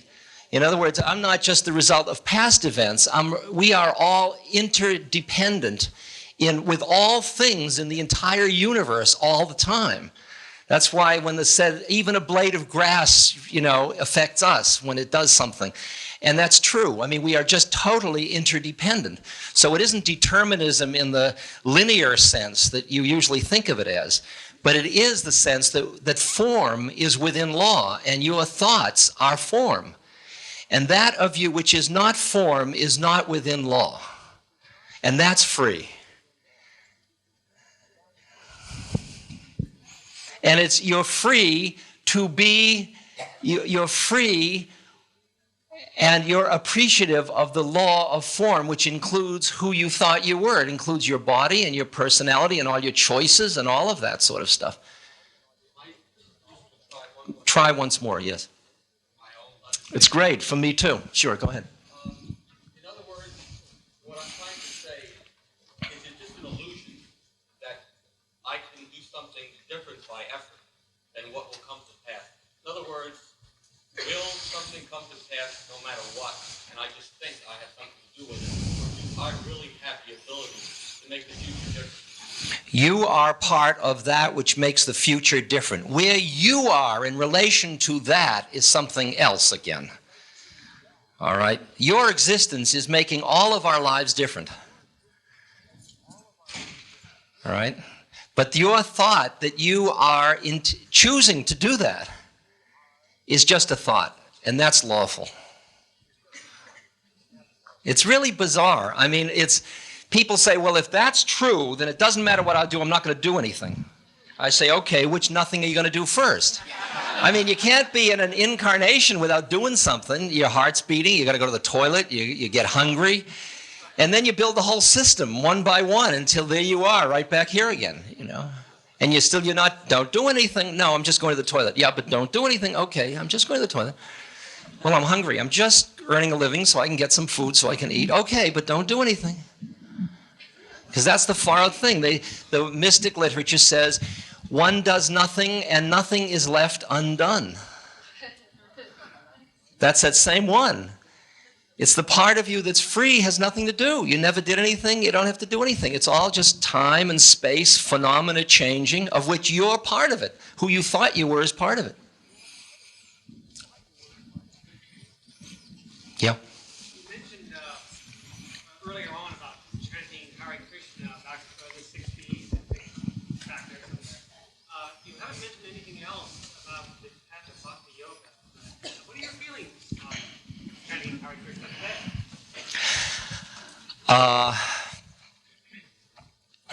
My feelings about chanting Hare Krishna today are that it's absolutely wonderful. I'll tell you what I found. In fact, it's interesting that, you have some messages for me here? There's a couple of cars about to be invited.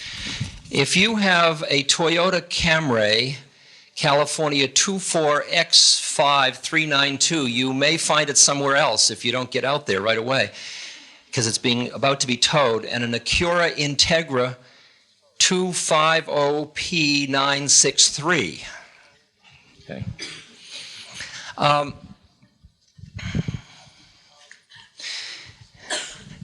I work with a colleague, Jai Lakshman, who was to be here tonight, but his Bronco blew up on the way to Albuquerque to get the airplane today.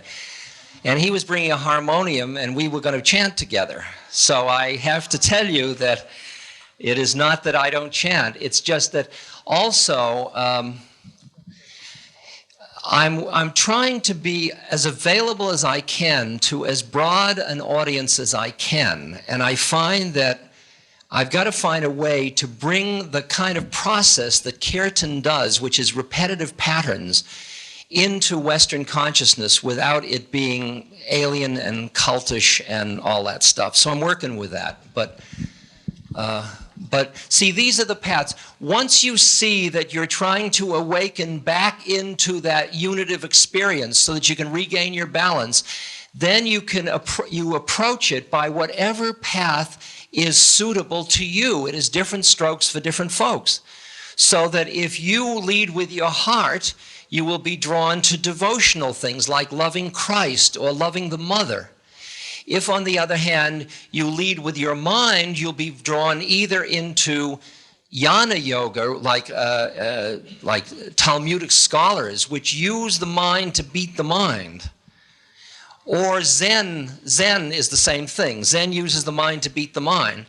Or you would be drawn into, if you're a contemplative, you would be drawn into meditation, of quieting down, of emptying.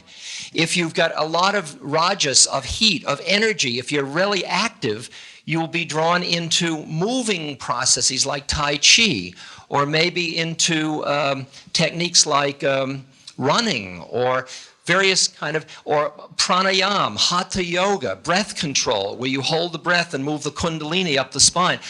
All of these techniques, whether it's the heart you lead with, or the mind, or the energies of the body, or service and doing work, all lead to exactly the same place. But you lead with one and follow with the others. When your heart becomes, when you love Christ enough, you become so one-pointed in that the mind doesn't go anywhere. And you get the same thing as if you had meditated on your breath.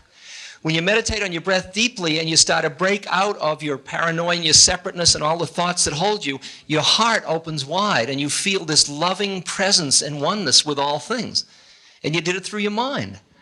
So you've got to, each person's got to listen for what at this moment is your dharmic path. And it may well be that for one moment your heart works and then at another time your mind works better. And you should trust that. And there are times where my mind is working beautifully, but I can feel that I'm being held back because my heart's closed. And then I will be drawn to things that will help me open my heart. And it's up to you to mold the universe into your form. Now, this all sounds like free will, but of course it isn't, because you're hearing me, and what will happen is, you can hear it all. Questions? Yes?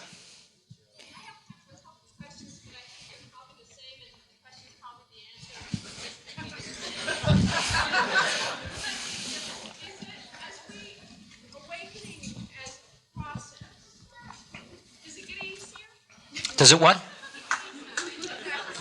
Awakening is a process. Does it get easier is your first question. And then the second question is, those of us that are in the quote-unquote helping professions, in other words, where people pay money to come and talk to us and tell us what their thoughts are,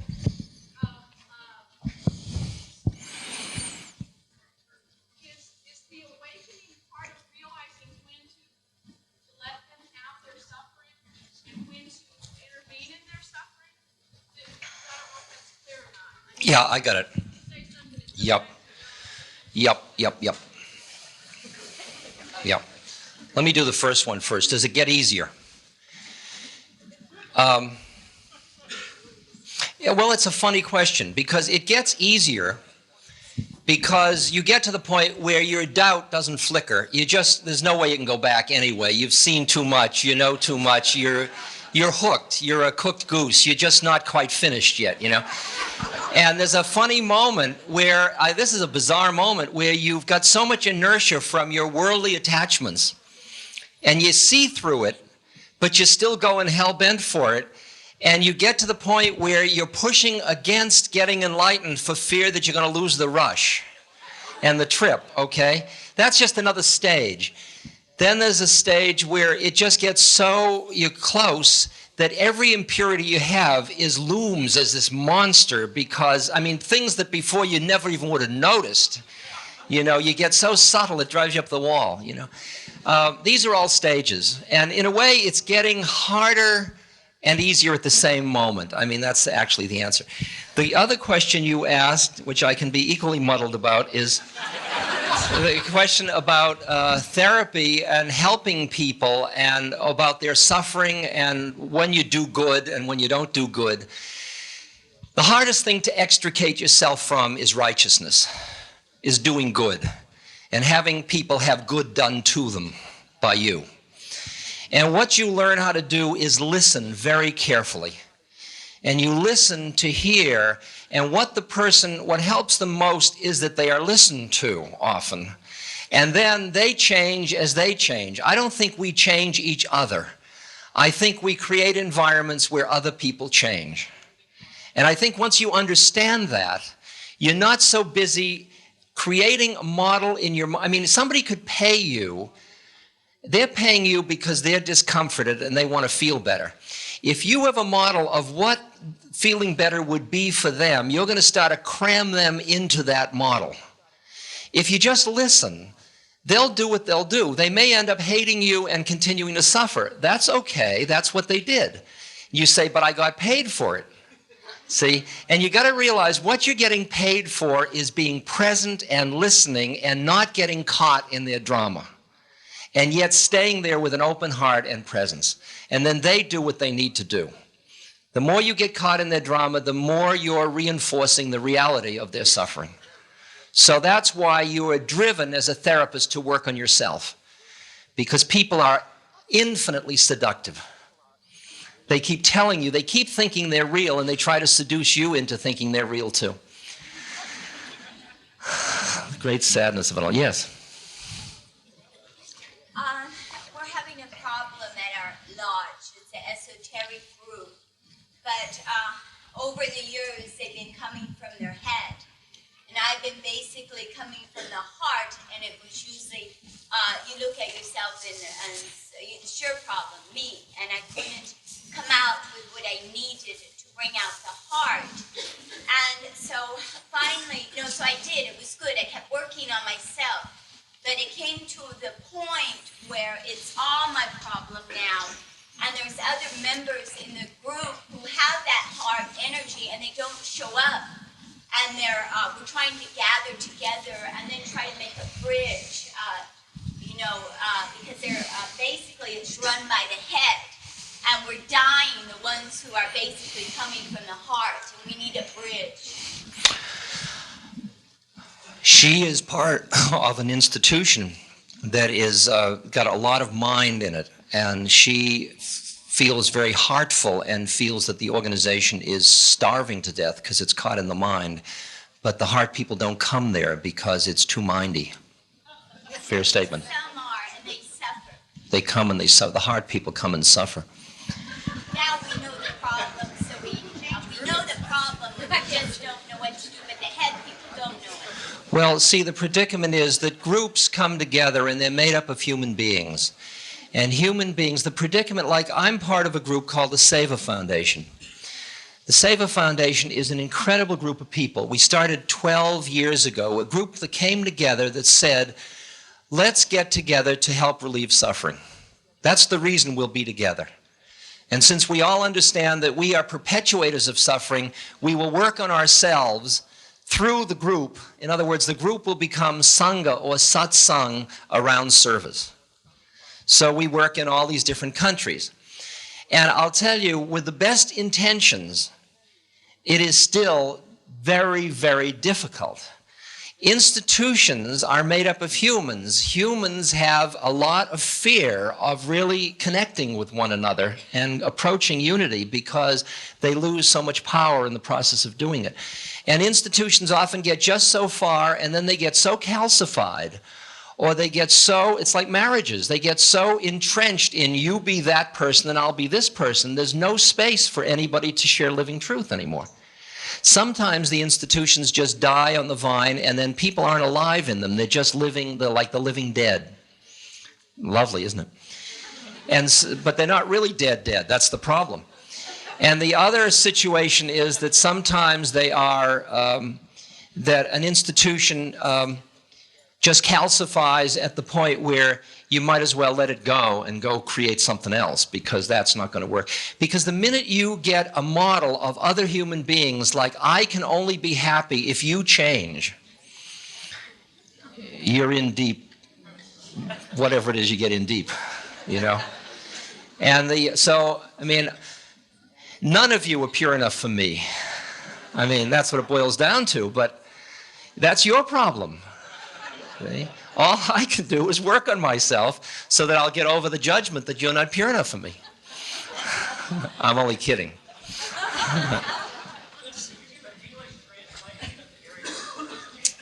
English translation of what? On the Hare Krishna chant? Hare Krishna, Krishna Krishna, Hare Hare, Hare Ram, Ram Ram, Hare Hare. All it really is repeating various names of the nameless. It's like the finger pointing at the formless that lies behind the form. And all the names are roots into that formless. They're names of God. They're a part of the 99 names or the 1,000 names of God. And Krishna and Ram are two different names of that thing that, in a kind of quasi-historical sense, lived in different yugas or different vast time spans. And they were beings that embody, it's like the formless embodies itself in order to help people relieve suffering, like a Christ figure or something like that. So these are just two names of beings historically that came along and did that. Okay? Yep. Hari is praise, yeah. Or Lord, you can do it either way. Hari is Lord or praise. Okay? Thank you. Thank you. Yes? The last couple of times I've seen you, I've noticed you're talking about watching yourself age and your own decaying body. I've heard you say that a couple of times. Yeah. As your body continues to decay,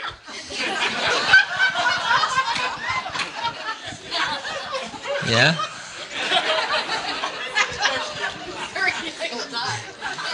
He said that the last few times he's heard me, I've been talking about aging and decay. Yes, go ahead. He hasn't posed the question yet. when you're in your 80s and you're decayed even more, but you're in a lot of physical pain because you have arthritis, osteoporosis, and you're physically really hurting chronically. Yes.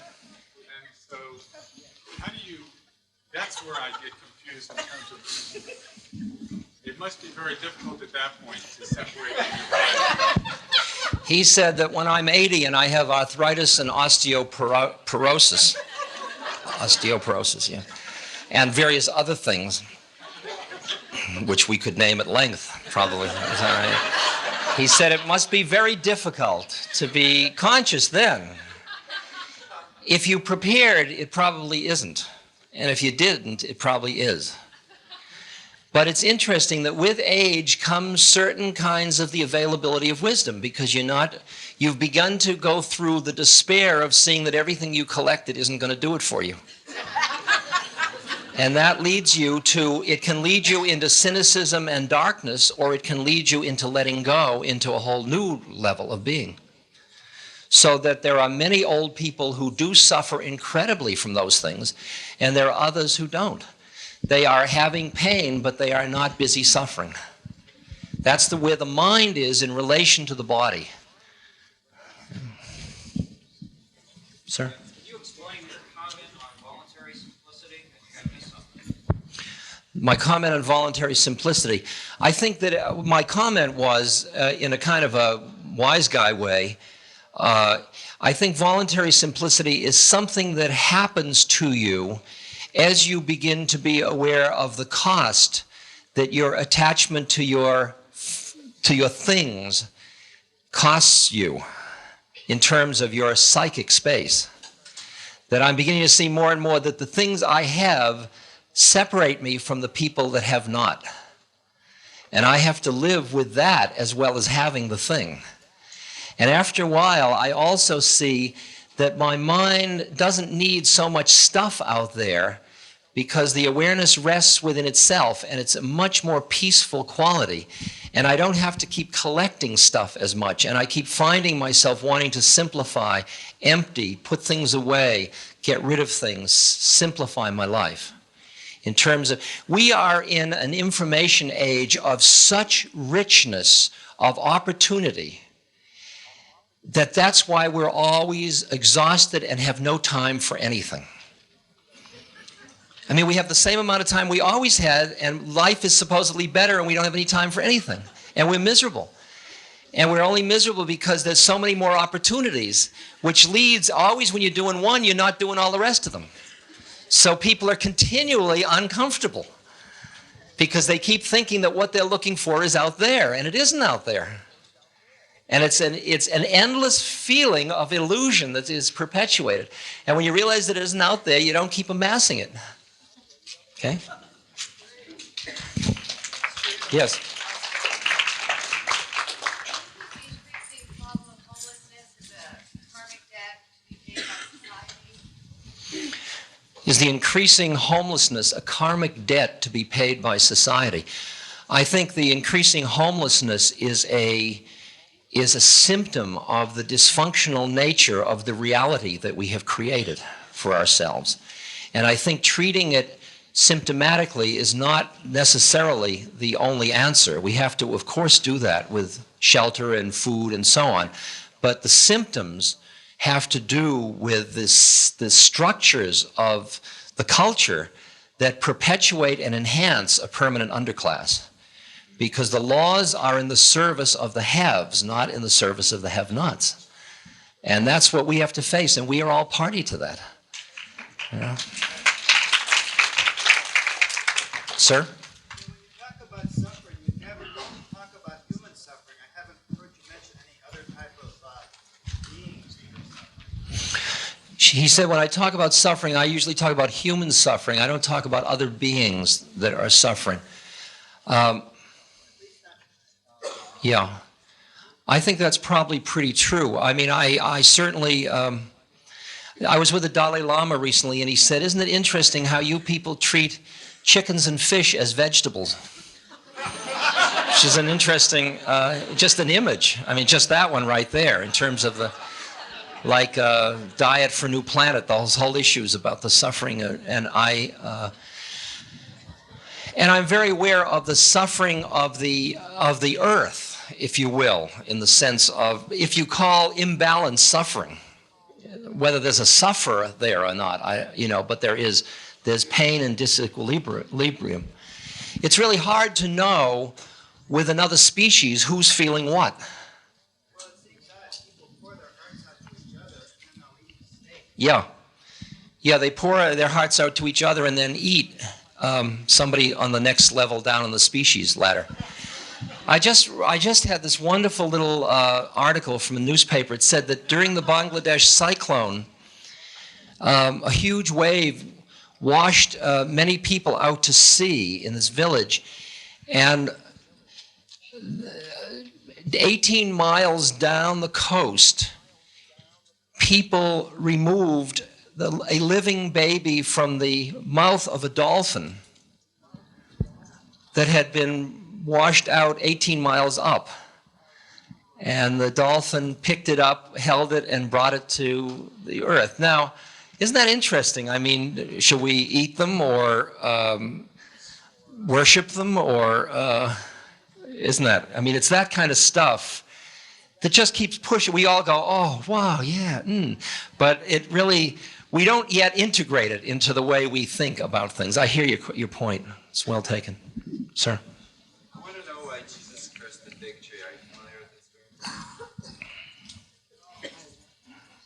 story? He asked why Jesus cursed the fig tree.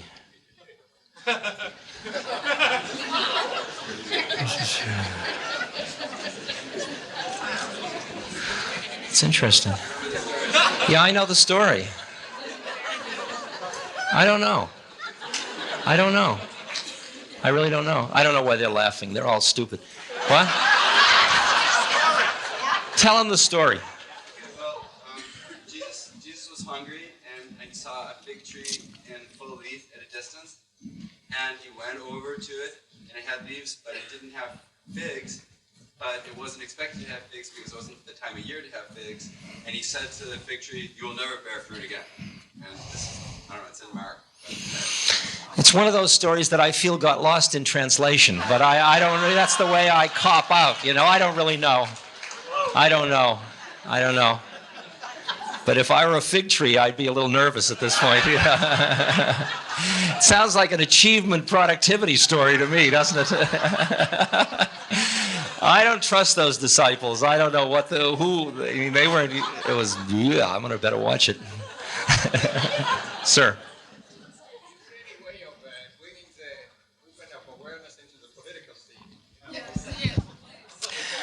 Bring the awareness into the political scene. The predicament is that that awareness enters into an individual when they are not totally fascinated with worldly power. And the political people and industrial giants and so on are people that are enjoying worldly power at such a degree that they haven't yet seen the limits of the game. And they're not good candidates. The environmental conditions aren't optimum for them to awaken. All right, let's put it that way. And now that doesn't mean there aren't exceptions and that conscious people shouldn't go into politics. And it's interesting that part of what happened in the 60s was that there was a really a major awakening moment in this culture.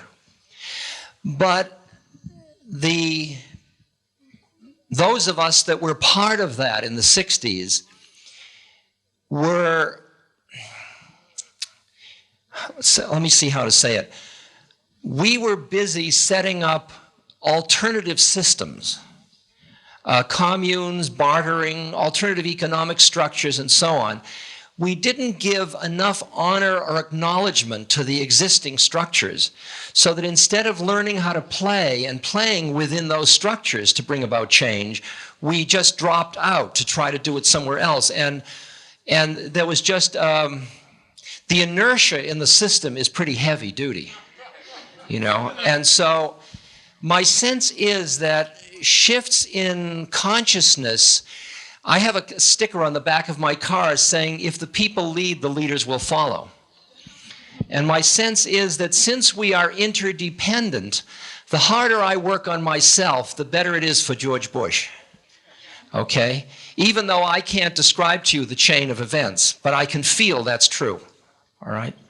So I really feel that our work on ourselves is part of what our offering is into the political scene. Because I notice, Like I was just teaching a class up in Oakland. There were 1,100 students. It was a course in service. And the problem is nuclear waste, as you know, has a half-life of 250,000 years. And it's a killer thing. I mean, it gives cancer and it ruins water and everything. And the problem is that this underground thing probably will leak. But the government's under a lot of pressure to have a solution. And they've made a memo that describes southern New Mexico as a sacrifice zone. So we're facing that interesting issue in New Mexico, and there have been a lot of energy to stop that process. So I found out that there was a congressman in California who was the head of a committee that was about to transfer the land to the Nuclear Regulatory Commission, which could bypass the safe environmental laws. And so I told the class, I said, by the way, if you'd like, you could call the congressman and tell him you don't approve. So 1,100 people called the congressman. And it was far out what happened. I mean, they got very irritated. That was the first thing. But then, after their irritation, it started to trickle into their system, and pretty soon the committee was adjourned for a period of time, and there were all new negotiations, and the whole game started to change. And we all got this real sense of our willingness to speak from a place of saying something's really wrong here, from a consciousness point of view, and that is available. The system still works. It's a little dull, so you got to knock loudly. But there is some hearing. There's something going on. They'll just figure out a new way, and then we'll figure out a new way. Then they'll figure out a new way. It's far out. It's not good and evil either. Yeah. Do you think that there's time? You mentioned your friend thought that maybe there wasn't enough time for us to do that. Work on ourselves, and then if we change, Yeah. Do I think there is time? Enough. if there isn't, do you think that's part of the law and the perfection of the universe? Yeah. And if it isn't, it's part of the perfect thing too. Of course, yes, that of course I feel. But I have found that the optimum place to stand is halfway between hope and hopelessness. Hopelessness says there's not enough time, it's all over. We've really blown it. Hope says we're going to change it. We're going to change fast enough and it's all going to come around. If you stand in either of those places, you're in trouble. You stand halfway between them and then you do what you do. That's what I figured out thus far. One more question or two and then we should stop. Yes. About elderhood, about becoming elders. I think that we have, this culture is primarily a hunter culture, and therefore it treats elders as irrelevant, old people as irrelevant.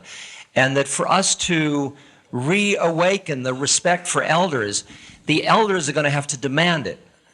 And that's not just the AARP, but I mean deeper levels of eldering into the society, not just political clout, but a deeper eldering.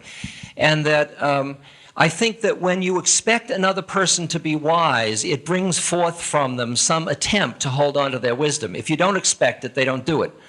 But you've got to expect it of yourself. You've got to honor yourself. I mean, I think elders have to honor themselves. That's the first step of the game. They have to respect what they are, not feel that they are wanting or less because they're changing. My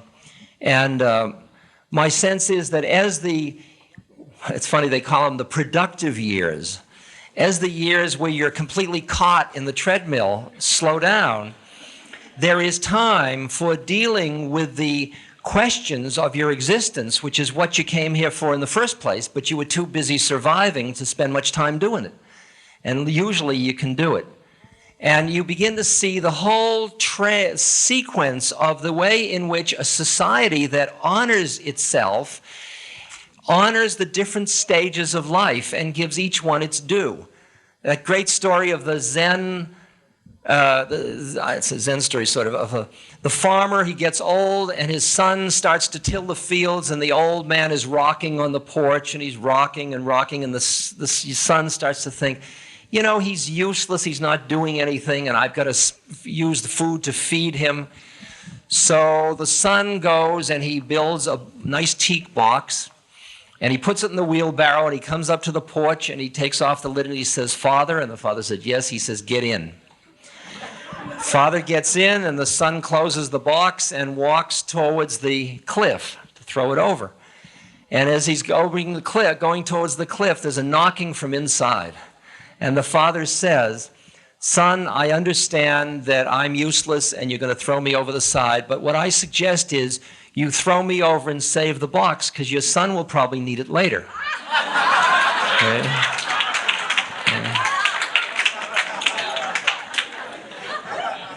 And that gives you the sense that we are all part of this web, Berserker. you know, and that we have to. Come on, man, Berserker. Okay? Ladies and gentlemen, it has been a real English. pleasure Come being on, with you all Berserker. tonight. Girls Thank you. think sexy. I'll watch. Wait, he's gonna sing and watch. It's too funny. My love for you is like a truck berserker. Would you like some making fuck berserker? That's fucking funny, man. Did he say making fuck?